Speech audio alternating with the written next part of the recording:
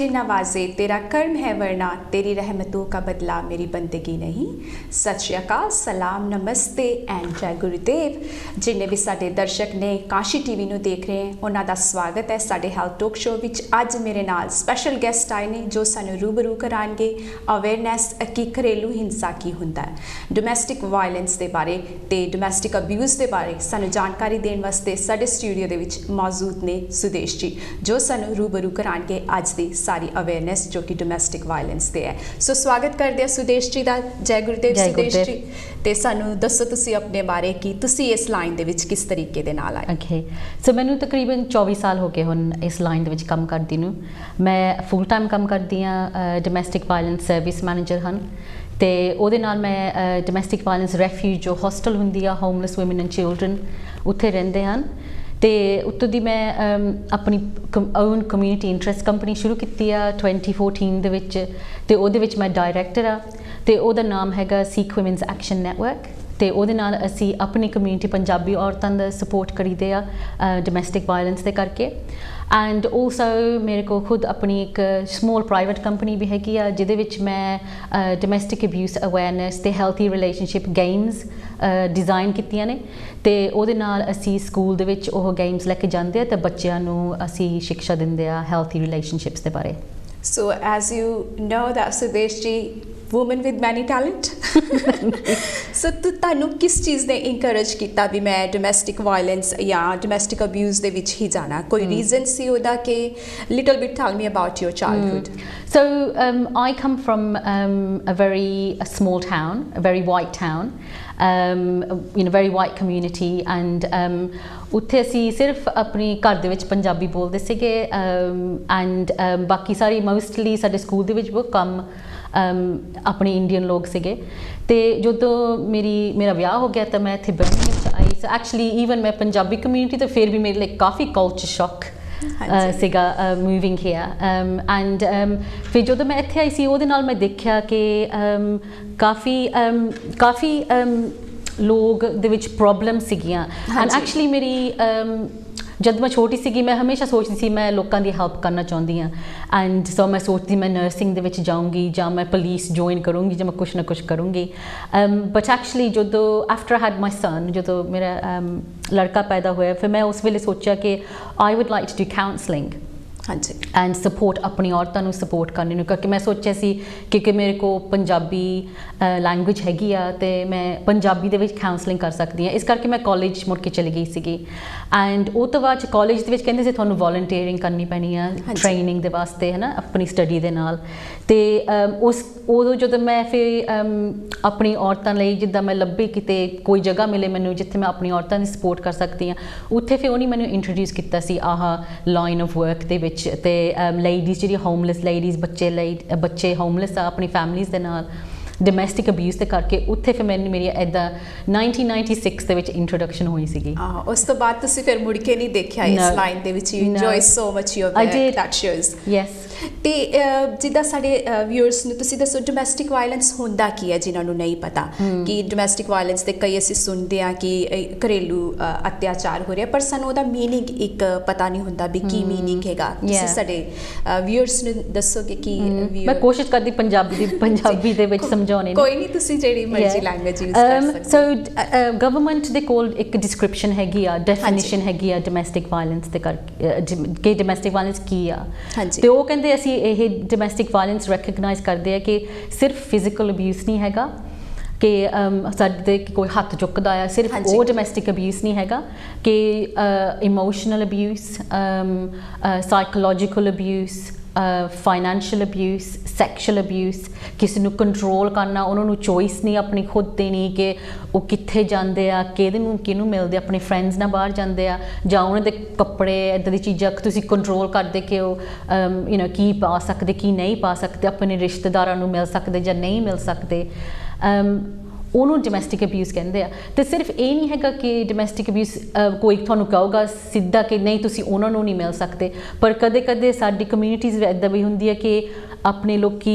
ਮੈਂ ਵੀ ਮਾਈਂਡ ਵੀ ਕਰੂੰਗੇ ਕਿ ਮੈਂ ਕਹਿੰਦੀ ਹਾਂ ਪਰ ਡਰਿੰਕ ਦੀ ਪ੍ਰੋਬਲਮ ਹੈਗੀ ਆ ਪੰਜਾਬੀ ਕਮਿਊਨਿਟੀ ਦੇ ਵਿੱਚ। ਐਂਡ ਕਦੇ ਕਦੇ ਔਰਤਾਂ ਸੋਚਦੀਆਂ ਕਿ ਹੁਣ ਵਿਆਹ ਆ ਗਿਆ ਇੱਕ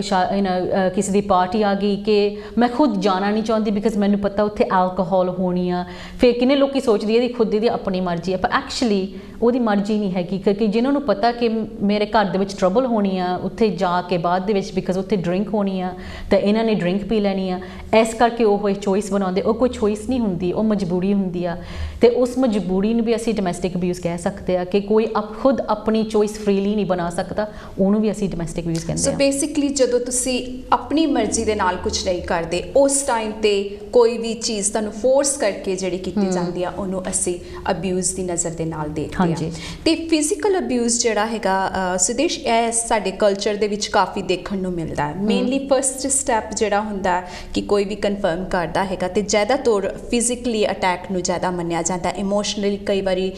ਇਗਨੋਰ ਕੀਤਾ ਜਾਂਦਾ ਕਿਉਂਕਿ ਉਹਦਾ ਕੋਈ ਸਾਈਨ ਨਹੀਂ ਹੁੰਦਾ। ਫਿਜ਼ੀਕਲ ਅਬਿਊਜ਼ ਦੇ ਵਿੱਚ ਤੁਸੀਂ ਦੇਖ ਸਕਦੇ ਹੋ ਕਿ ਕੋਈ ਵੀ ਤੁਹਾਡਾ ਕਲਾਇੰਟ ਹੈ ਜਾਂ ਕੋਈ ਵੀ ਪੇਸ਼ੈਂਟ ਕਹਿ ਲਓ ਉਹਦਾ ਸਾਈਨ ਤੁਹਾਨੂੰ ਨਜ਼ਰ ਆਉਂਦਾ ਹੈ ਜਾਂ ਬਰੂਜ਼ ਹੈ ਜਾਂ ਕੁਝ ਸਾਈਨਸ ਤੁਸੀਂ ਸਾਨੂੰ ਦੱਸੋਗੇ ਜਿਹੜੇ ਕਿ ਸਾਨੂੰ ਦੇਖਣੇ ਚਾਹੀਦੇ ਆ ਅਗਰ ਦੈਟ ਵਿਕਟਿਮ ਇਜ਼ ਅਬਿਊਜ਼ ਹੋ ਰਿਹਾ ਹੈਗਾ। ਸੋ ਜਿੱਦਾਂ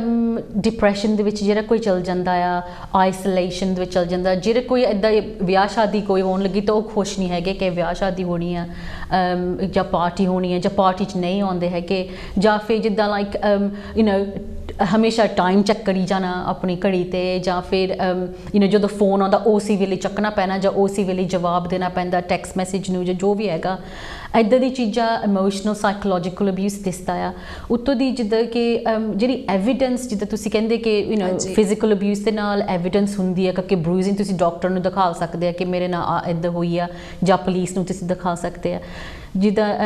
ਜੇ ਡਿਪਰੈਸ਼ਨ ਦੇ ਵਿੱਚ ਕੋਈ ਚਲ ਜਾਂਦਾ ਉਹਦੀ ਵੀ ਐਵੀਡੈਂਸ ਹੁੰਦੀ ਕਿਉਂਕਿ ਤੁਸੀਂ ਡਾਕਟਰ ਨੂੰ ਦੱਸਦੇ ਆ ਜਾਂ ਤੁਸੀਂ ਹੈਲਥ ਵਿਜ਼ਟਰ ਹੁੰਦੀ ਆ ਜਾਂ ਮਿਡਵਾਈਫ ਹੁੰਦੀ ਆ ਜਾਂ ਫਿਰ ਤੁਸੀਂ ਸਕੂਲ ਦੀ ਕੋਈ ਟੀਚਰ ਨੂੰ ਤੁਸੀਂ ਦੱਸਦੇ ਆ ਕਿ ਮੇਰੇ ਘਰ ਦੇ ਵਿੱਚ ਇਹ ਪ੍ਰੋਬਲਮ ਹੈਗੀ ਆ। ਉਹ ਸਾਰੀ ਚੀਜ਼ਾਂ ਦੇ ਨਾਲ ਤੁਹਾਡੀ ਐਵੀਡੈਂਸ ਬਣਨ ਲੱਗ ਪੈਂਦੀ ਆ। ਫਿਰ ਜੇ ਅੱਗੇ ਜਾ ਕੇ ਕੋਈ ਜਿੱਦਾਂ ਇਹਦਾ ਕੇਸ ਹੁੰਦਾ ਪੁਲਿਸ ਦੇ ਨਾਲ ਕੋਰਟਸ ਦੇ ਵਿੱਚ, ਇਹ ਸਾਰੀ ਚੀਜ਼ਾਂ ਦੇ ਨਾਲ ਐਵੀਡੈਂਸ ਮਿਲਦਾ। ਭਾਵੇਂ ਤੁਸੀਂ ਆਪਣੀ ਡਾਇਰੀ ਰੱਖੋ ਕਿ ਮੇਰੇ ਨਾਲ ਇੱਦਾਂ ਖੁਦ ਹੋ ਰਿਹਾ ਆ, ਉਹਦੇ ਨਾਲ ਵੀ ਪ੍ਰੂਫ ਬਣ ਜਾਂਦਾ। ਪਰ ਸਾਨੂੰ ਜਿੱਦਾਂ ਅਸੀਂ ਹੁਣ ਦੇਖਦੇ ਕਿਸੇ ਹਾਲ ਕਿ ਕੋਈ ਜਿੱਦਾਂ ਜਵਾਬ ਦੇਣ ਤੋਂ ਪਹਿਲਾਂ ਸੋਚਦੇ ਆ ਪਹਿਲਾਂ ਕਿ ਉਹ ਕੀ ਸੋਚੂਗਾ, ਤਾਂ ਇਹਦੇ ਨਾਲ ਪਤਾ ਲੱਗਦਾ ਕਿ ਉਹ ਆਪਣੇ ਕੰਟਰੋਲ ਦੇ ਵਿੱਚ ਨਹੀਂ ਹੈਗੇ, ਉਹ ਹੋਰ ਕਿਸੇ ਦੇ ਕੰਟਰੋਲ ਦੇ ਵਿੱਚ ਆ। ਜਿਹੜਾ ਦੂਜੇ ਪਰਸਨ ਦੇ ਬਾਰੇ ਪਹਿਲਾਂ ਸੋਚਦਾ ਆਪਣੀ ਚੋਇਸ ਤੋਂ ਪਹਿਲਾਂ ਹੈ ਨਾ, ਉਹ ਇਮੋਸ਼ਨਲ ਸਾਈਕੋਲੋਜੀਕਲ ਅਬਿਊਜ਼ ਦਾ ਜਿੱਦਾਂ ਸ਼ਿਕਾਰ ਵੀ ਹੋ ਸਕਦਾ ਆ। ਤੇ ਉੱਤੋਂ ਦੀ ਤੁਸੀਂ ਦੇਖੋ ਕਿ ਇਮੋਸ਼ਨਲ ਸਾਈਕੋਲੋਜੀਕਲ ਅਬਿਊਜ਼ ਉਸ ਜਿਹੜੇ ਫਿਜ਼ੀਕਲ ਨਹੀਂ ਹੁੰਦਾ ਪਰ ਕਿਸੇ ਨੂੰ ਗਾਲਾਂ ਕੱਢਣੀਆਂ ਜਾਂ ਕਿਸੇ ਨੂੰ ਪੁੱਟ ਡਾਊਨ ਕਰਨਾ, ਉਹਨਾਂ ਦੀ ਬੇਇੱਜ਼ਤੀ ਕਰਨੀ ਕਿਸੇ ਦੇ ਸਾਹਮਣੇ, ਰਿਸ਼ਤੇਦਾਰਾਂ ਦੇ ਸਾਹਮਣੇ ਉਹਨਾਂ ਦੀ ਬੇਇੱਜ਼ਤੀ ਕਰਨੀ ਜਾਂ ਜੋ ਵੀ ਹੈਗਾ ਇੱਦਾਂ ਦੀ ਚੀਜ਼ਾਂ ਵੀ ਸਾਰੀਆਂ ਇਮੋਸ਼ਨਲ ਸਾਈਕੋਲੋਜੀਕਲ ਅਬਿਊਜ਼ ਆ। ਤੇ ਜ਼ਰੂਰੀ ਨਹੀਂ ਇਸ ਵਾਰ ਕਿ ਇਕੱਲਾ ਹਸਬੈਂਡ ਆ, ਜਿੱਦਾਂ ਔਰਤਾਂ ਵੀ ਆਦਮੀਆਂ ਨੂੰ ਵੀ ਕਰ ਸਕਦੀਆਂ ਅਬਿਊਜ਼। ਐਂਡ ਐਕਚੁਅਲੀ ਜਿਹੜੀ ਰਿਸਰਚ ਆ ਉਹ ਦੱਸਦੀ ਹੈ ਕਿ ਜਿਹੜੀ ਫੀਮੇਲ ਔਨ ਮੇਲ ਔਰਤ ਤੋਂ ਆਦਮੀ ਤੇ ਜਿਹੜੀ ਅਬਿਊਜ਼ ਹੁੰਦਾ ਆ ਉਹ ਮੋਸਟਲੀ ਇਮੋਸ਼ਨਲ ਤੇ ਸਾਈਕੋਲੋਜੀਕਲ ਅਬਿਊਜ਼ ਹੁੰਦਾ ਆ, ਜਿੱਦਾਂ ਫਿਜ਼ੀਕਲ ਅਬਿਊਜ਼ ਘੱਟ ਹੁੰਦਾ ਆ। ਜਿੱਦਾਂ ਜੇ ਤੁਸੀਂ ਆਦਮੀ ਔਰਤ ਤੇ ਅਬਿਊਜ਼ ਦੇਖਦੇ ਉਹ ਕਾਫੀ ਫਿਜ਼ੀਕਲ ਅਬਿਊਜ਼ ਹੁੰਦਾ, ਪਰ ਦੂਜੇ ਪਾਸੇ ਮੇਨਲੀ ਵੂਮਨ ਜਿਹੜੀਆਂ ਹੁੰਦੀਆਂ ਉਹ ਮੇਨਲੀ ਸਾਈਕੋਲੋਜੀਕਲ ਅਬਿਊਜ਼ ਕਰਦੀਆਂ। ਪਰ ਦੈਟ ਡਜ਼ਨਟ ਮੀਨ ਕਿ ਫਿਜ਼ੀਕਲ ਅਬਿਊਜ਼ ਨਹੀਂ ਵੀ ਹੁੰਦਾ, ਹੈਗੇ ਕੇਸਿਸ ਹੈਗੇ ਆ ਹੈ ਨਾ। ਬਟ put down ਕਰਨਾ, ਕੰਟਰੋਲ ਕਰਨਾ, it's all emotional and psychological abuse। ਜਿੱਦਾਂ ਤੁਸੀਂ ਦੱਸ ਰਹੇ ਕਿ there is a minority of men as well ਜਿਹੜੇ ਕਿ ਅਬਿਊਜ਼ ਹੁੰਦੇ ਆ, ਤੇ ਵਿਕਟਿਮਸ ਕਿਹੜੇ ਹੁੰਦੇ ਨੇ? ਜਸਟ ਵੂਮਨ ਐਂਡ ਮੈਨ ਕਿ ਹੋਰ ਵਿਕਟਿਮਸ ਵੀ ਅਬਿਊਜ਼ ਦੇ ਵਿੱਚ ਹੁੰਦੇ ਨੇ? ਬੱਚੇ ਵੀ ਅਬਿਊਜ਼ ਹੋ ਸਕਦੇ ਨੇ, ਪੇਰੈਂਟਸ ਵੀ ਅਬਿਊਜ਼ ਹੋ ਸਕਦੇ ਨੇ। ਤੇ ਸਾਡੇ ਕੋਲ ਕਾਫੀ ਅਸੀਂ ਟ੍ਰੇਨਿੰਗ ਵੀ ਕਰੀ ਦੀ ਆ ਐਜ਼ ਵੈਲ। ਤੇ ਪਿਛਲੇ ਦਸੰਬਰ ਦੇ ਵਿੱਚ ਅਸੀਂ ਇੱਕ ਟ੍ਰੇਨਿੰਗ ਕੀਤੀ ਸੀਗੀ ਵੁਲਵਰਹੈਂਪਟਨ ਦੇ ਵਿੱਚ। ਉਹ ਕਾਫੀ ਐਲਡਰਲੀ ਪੀਪਲ ਆਏ ਸੀਗੇ ਐਂਡ ਕੁਛ ਲੋਕ ਜਿੱਦਾਂ ਕਾਉਂਸਲ ਵੱਲੋਂ ਆਏ ਸੀਗੇ, ਗੋਰੇ ਸੀਗੇ, ਐਂਡ ਕੁਛ ਲੋਕ ਐਲਡਰਲੀ ਆਏ ਹੋ ਸੀਗੇ। ਸੋ ਸਾਨੂੰ ਦੋਨਾਂ ਨੂੰ ਐਕਸਪਲੇਨ ਕਰਨਾ ਪਿਆ ਸੀ ਟ੍ਰੇਨਿੰਗ ਦੇ ਮਿਕਸ ਮੈਚ। ਸੋ ਪਰ ਬਹੁਤ ਇੰਟਰਸਟਿੰਗ ਸੀ ਬਿਕਾਜ਼ ਜਿਹੜੇ ਐਲਡਰਲੀ ਪੀਪਲ ਸੀਗੇ ਉਹ ਜਿਹੜੀ ਗੱਲਬਾਤ ਕਰਦੇ ਸੀ ਆਪਣੇ ਬੱਚਿਆਂ ਬਾਰੇ ਕਰਦੇ ਸੀ ਕਿ ਕਿੱਦਾਂ ਫਾਈਨੈਂਸ਼ੀਅਲ ਕੰਟਰੋਲ ਕਿੱਦਾਂ ਹੁੰਦਾ ਆ, ਕਿ ਉਹਨਾਂ ਦੇ ਬੱਚੇ ਉਹਨਾਂ ਨੂੰ ਗੁੱਸਾ ਕਰਨ ਲੱਗ ਪੈਂਦੇ ਜੇ ਉਹ ਉਹਨਾਂ ਨੂੰ ਪੈਸੇ ਨਹੀਂ ਦਿੰਦੇ। ਤੇ ਜਿੱਦਾਂ ਜਿਹੜੇ ਲੋਕ ਇਕੱਲੇ ਰਹਿੰਦੇ ਆ, ਐਲਡਰਲੀ ਆ, ਤਾਂ ਉਹਨਾਂ ਕੋਲ ਤਾਂ ਇਹੀ ਲਾਈਫ ਲਾਈਨ ਆ ਕਿ ਉਹਨਾਂ ਦੇ ਬੱਚੇ ਆ, ਤੇ ਜੇ ਉਹ ਸੋਚਦੇ ਜੇ ਅਸੀਂ ਨਹੀਂ ਇਹਨਾਂ ਨੂੰ ਦੇਵਾਂਗੇ ਜੋ ਵੀ ਆ 100 ਪਾਉਂਡ ਹੋਵੇ, 200 ਪਾਉਂਡ ਹੋਵੇ, 50 ਪਾਉਂਡ ਹੋਵੇ, ਜੇ ਅਸੀਂ ਨਾ ਦੇਈਏ ਫਿਰ ਇਹਨਾਂ ਨੇ ਸਾਡੇ ਕੋਲ ਮੁੜ ਕੇ ਨਹੀਂ ਆਉਣਾ। ਸੋ ਉਹ ਬੱਚੇ ਆਪਣੇ ਮਾਪੇ ਨੂੰ ਇੱਦਾਂ ਕੰਟਰੋਲ, ਜਿੱਦਾਂ ਇਮੋਸ਼ਨਲੀ ਸਾਈਕੋਲੋਜਿਕਲੀ ਕੰਟਰੋਲ ਕਰਦੇ ਆ। ਐਂਡ ਐਕਚੁਅਲੀ ਕੁਛ ਲੋਕਾਂ ਨੇ ਆਪਣੀ ਫਿਜ਼ੀਕਲ ਅਬਿਊਜ਼ ਬਾਰੇ ਵੀ ਦੱਸਿਆ ਸੀ ਕਿ ਸਾਨੂੰ ਪੈਂਦੇ ਆ ਜਾਂ ਸਾਨੂੰ ਧੱਕਾ ਮਾਰਦੇ ਆ, ਜੋ ਵੀ ਹੈਗਾ। ਸੋ ਪੇਰੈਂਟਸ ਵੀ ਕਾਫੀ ਪ੍ਰੋਬਲਮਸ ਹੈਗੀਆਂ ਐਲਡਰਲੀ ਲੋਕਾਂ ਨੂੰ ਆਪਣੇ ਬੱਚਿਆਂ ਤੋਂ ਵੀ ਐਜ਼ ਵੈਲ। ਤੇ ਮੇਰਾ ਨੈਕਸਟ ਜਿਹੜਾ ਕੁਐਸਚਨ ਹੈਗਾ, ਜਿੱਦਾਂ ਅਸੀਂ ਐਜ਼ ਅ ਐਡਲਟ ਜਿਹੜੇ ਬਜ਼ੁਰਗ ਨੇ, ਜਿਹੜੇ ਨੋਰਮਲੀ ਘਰਾਂ ਦੇ ਵਿੱਚ ਹੈ, ਤੇ ਅਸੀਂ ਮੇਨਲੀ ਸਾਡੀ Asian family, we are extended families, ਸਾਰੇ ਮਿਲ ਜੁਲ ਕੇ ਰਹਿੰਦੇ ਆ, ਬਟ ਦੇਰ ਇਜ਼ ਫਿਊ ਜਿਹੜੇ ਕਿ ਅਲੱਗ ਵੀ ਰਹਿੰਦੇ ਆ, ਤੇ ਉਹਨਾਂ ਨੂੰ ਤੁਸੀਂ ਕੀ ਸੰਦੇਸ਼ ਦੇਣਾ ਚਾਹੋਗੇ ਕਿ ਜਿਹੜੇ ਇਕੱਲੇ ਰਹਿੰਦੇ ਨੇ ਜਾਂ ਐਕਸਟੈਂਡਡ ਫੈਮਿਲੀ ਦੇ ਵਿੱਚ ਰਹਿੰਦੇ ਨੇ ਪਰ ਉਹਨਾਂ ਤੇ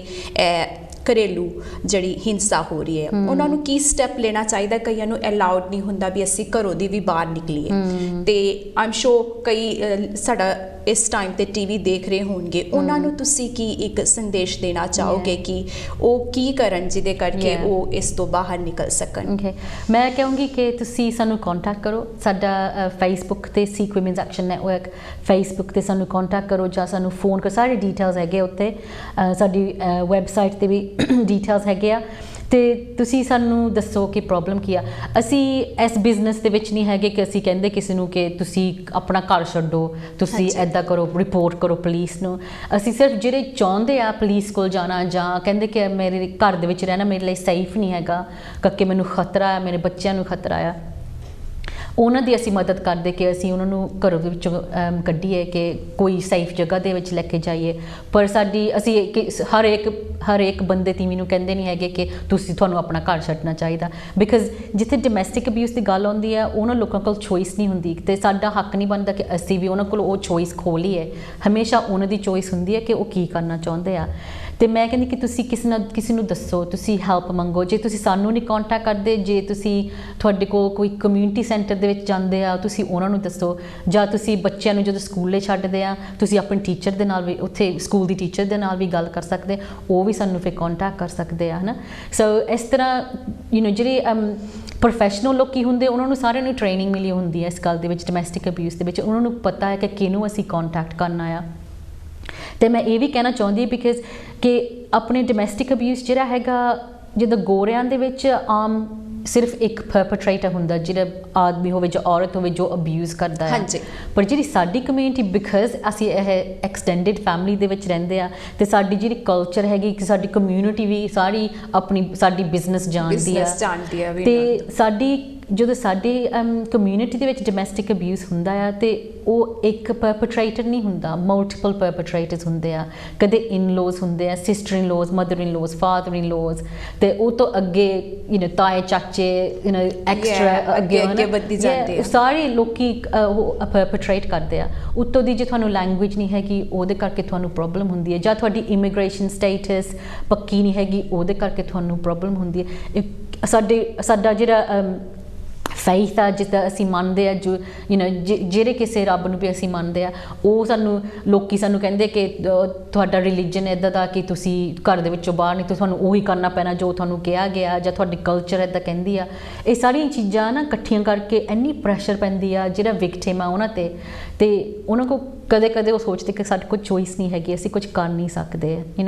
ਮੈਂ ਹਾਲੇ ਕੱਲ੍ਹ ਪਰਸੋਂ ਕਿਸੇ ਨਾਲ ਗੱਲ ਕੀਤੀ ਸੀਗੀ, ਫੋਨ ਆਇਆ ਸੀ ਹੈਲਪ ਲਈ, ਤਾਂ ਕਹਿੰਦੀ ਸੀਗੀ ਮੈਂ 12 ਘੰਟੇ ਕੰਮ ਕਰਦੀ ਸੀਗੀ, ਮੈਂ ਘਰ ਨੂੰ ਆਉਂਦੀ ਸੀਗੀ, ਫਿਰ ਮੈਨੂੰ ਰੋਟੀ ਪਾਣੀ ਬਣਾਉਣਾ ਪੈਂਦਾ ਸੀ, ਪਰ ਮੈਨੂੰ ਖਾਣ ਵੀ ਨਹੀਂ ਦਿੰਦੇ ਸੀਗੇ। ਉਹ ਕਹਿੰਦੇ ਸੀਗੇ ਜਿਹੜੀ ਫਰੈਸ਼ ਬਣੀ ਤੋਂ ਉਹ ਨਹੀਂ ਖਾ ਸਕਦੀ। ਉੱਤੋਂ ਦੀ ਕਹਿੰਦੀ ਸੀ ਜਦੋਂ ਮੈਂ ਬਰੱਸ਼ ਕਰਦੀ, ਆਪਣੇ ਦੰਦ ਬਰੱਸ਼ ਕਰਦੀ, ਕਹਿੰਦੀ ਮੈਨੂੰ ਟੂਥਪੇਸਟ ਵੀ ਨਹੀਂ ਯੂਜ਼ ਕਰਨ ਦਿੰਦੇ ਸੀਗੇ, ਮੈਨੂੰ ਨਹਾਉਣ ਨਹੀਂ ਸੀ ਦਿੰਦੇ ਹੁੰਦੇ ਸੀ। ਇੱਥੇ ਤੱਕ ਉਹਦੇ ਨਾਲ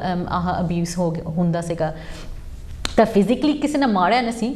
ਪਰ ਇਮੋਸ਼ਨਲ ਸਾਈਕੋਲੋਜੀਕਲ ਪਰ ਜਿੱਦਾਂ ਕਿਸੇ ਨੂੰ ਸ਼ਾਵਰ ਕਰਨਾ ਜਾਂ ਆਪਣੇ ਦੰਦ ਸਾਫ਼ ਨਹੀਂ ਅੱਛੀ ਤਰ੍ਹਾਂ ਸੇ ਸਾਫ਼ ਨਹੀਂ ਕਰਦੇ ਨੇ, ਬੇਸਿਕ ਹਾਈਜੀਨ, ਫਿਜ਼ੀਕਲ ਅਬਿਊਜ਼ ਹੋਣ ਕਰਕੇ ਤੁਹਾਡੀ ਹੈਲਥ ਨੂੰ ਫਰਕ ਪੈਂਦਾ ਆ, ਹੈ ਨਾ, ਤੁਹਾਡੀ ਦੇਹ ਨੂੰ ਫਰਕ ਪੈਂਦਾ। ਸੋ ਇਸ ਕਰਕੇ ਐਕਚੁਅਲੀ ਉਹ ਫਿਜ਼ੀਕਲ ਅਬਿਊਜ਼ ਹੈਗਾ ਆ। ਤੇ ਬੱਚਿਆਂ ਦੇ ਵਿੱਚ ਕਿਸ ਤਰੀਕੇ ਦੇ ਅਬਿਊਜ਼ ਲੋਕੀ ਕਰਦੇ ਹੈਗੇ ਆ, ਜਿਹੜਾ ਹੈਗਾ ਕਿ ਘਰੇਲੂ ਹਿੰਸਾ ਦੇ ਵਿੱਚ ਕਈ ਵਾਰੀ ਕਹਿੰਦੇ ਵੀ ਡਿਵੋਰਸ ਕਰਕੇ ਵੀ ਹੋ ਰਿਹਾ, ਸਰਟਨ ਇਸ਼ੂਜ਼ ਇੰਕਲੂਡ ਹੁੰਦੇ ਆ, ਉਹਦੇ ਬਾਰੇ ਤੁਸੀਂ ਥੋੜਾ ਜਿਹਾ ਦੱਸੋ ਕਿ ਜਿਹੜੇ ਬੱਚਿਆਂ ਦੇ ਨਾਲ ਘਰੇਲੂ ਹਿੰਸਾ ਹੁੰਦੀ ਹੈ, ਮਾਸੂਮ ਬੱਚੇ ਜਿਹੜੇ ਹੈਗੇ ਆ ਉਹਨਾਂ ਤੇ ਕਿੰਨਾ ਬੈਡ ਇੰਪ੍ਰੈਸ਼ਨ ਪੈਂਦਾ ਹੈਗਾ ਇਸ ਚੀਜ਼ ਦਾ। ਸੋ ਸਾਨੂੰ ਹੁਣ ਪਤਾ ਆ ਕਿ ਓਬਵੀਅਸਲੀ ਸਾਨੂੰ ਪਹਿਲਾਂ ਤੋਂ ਪਤਾ ਸੀ ਕਿ ਡੋਮੈਸਟਿਕ ਅਬਿਊਜ਼ ਬੱਚਿਆਂ ਦੇ ਅਫੈਕਟ ਕਰਦਾ, ਕਦੇ ਕਦੇ ਬੱਚੇ ਟਰਾਈ ਕਰਦੇ ਰੋਕਣੇ ਨੂੰ ਤਾਂ ਗੱਬੇ ਆ ਜਾਂਦੇ ਆ ਤੇ ਉਸ ਕਰਕੇ ਉਹਨਾਂ ਦੇ ਵੀ ਸੱਟ ਲੱਗ ਜਾਂਦੀ ਆ, ਜਾਂ ਉਹਨਾਂ ਨੂੰ ਵੀ ਇਮੋਸ਼ਨਲ ਗਾਲਾਂ ਕੱਢਦੇ ਆ, ਜਿਹੜਾ ਪਰਪੇਟਰੇਟਰ ਹੋਵੇ ਤਾਂ ਉਹਨਾਂ ਨੂੰ ਗਾਲਾਂ ਕੱਢਦੇ ਜਾਂ ਨਿਗਲੈਕਟ ਕਰਦੇ, ਕਿਸੇ ਉਹਨਾਂ ਦੀ ਕੇਅਰ ਨਹੀਂ ਕਰਦੇ। ਪਰ ਸਾਨੂੰ ਇਹ ਵੀ ਪਤਾ ਹੁਣ ਰਿਸਰਚ ਕਾਫੀ 10 ਸਾਲ ਉਹਨੇ ਰਿਸਰਚ ਕੀਤੀ ਸੀ ਅਮਰੀਕਾ ਤੇ ਕੈਨੇਡਾ ਦੇ ਵਿੱਚ, ਤੇ ਉਹਦੀ ਰਿਪੋਰਟਾਂ ਹੁਣ ਪਿਛਲੇ 3 ਸਾਲ ਹੋਏ ਆ ਹੁਣ ਇੱਥੇ ਆਉਣ ਲੱਗ ਪਈਆਂ, ਤੇ ਉਹਨਾਂ ਨੂੰ ਇਹ ਪਤਾ ਕਿ ਜਿਹੜੇ ਬੱਚਿਆਂ ਦੀ ਬ੍ਰੇਨ ਆ ਕਿ ਉਹਨਾਂ ਦੇ ਬ੍ਰੇਨ ਤੇ ਕੀ ਅਸਰ ਪੈਂਦਾ ਆ।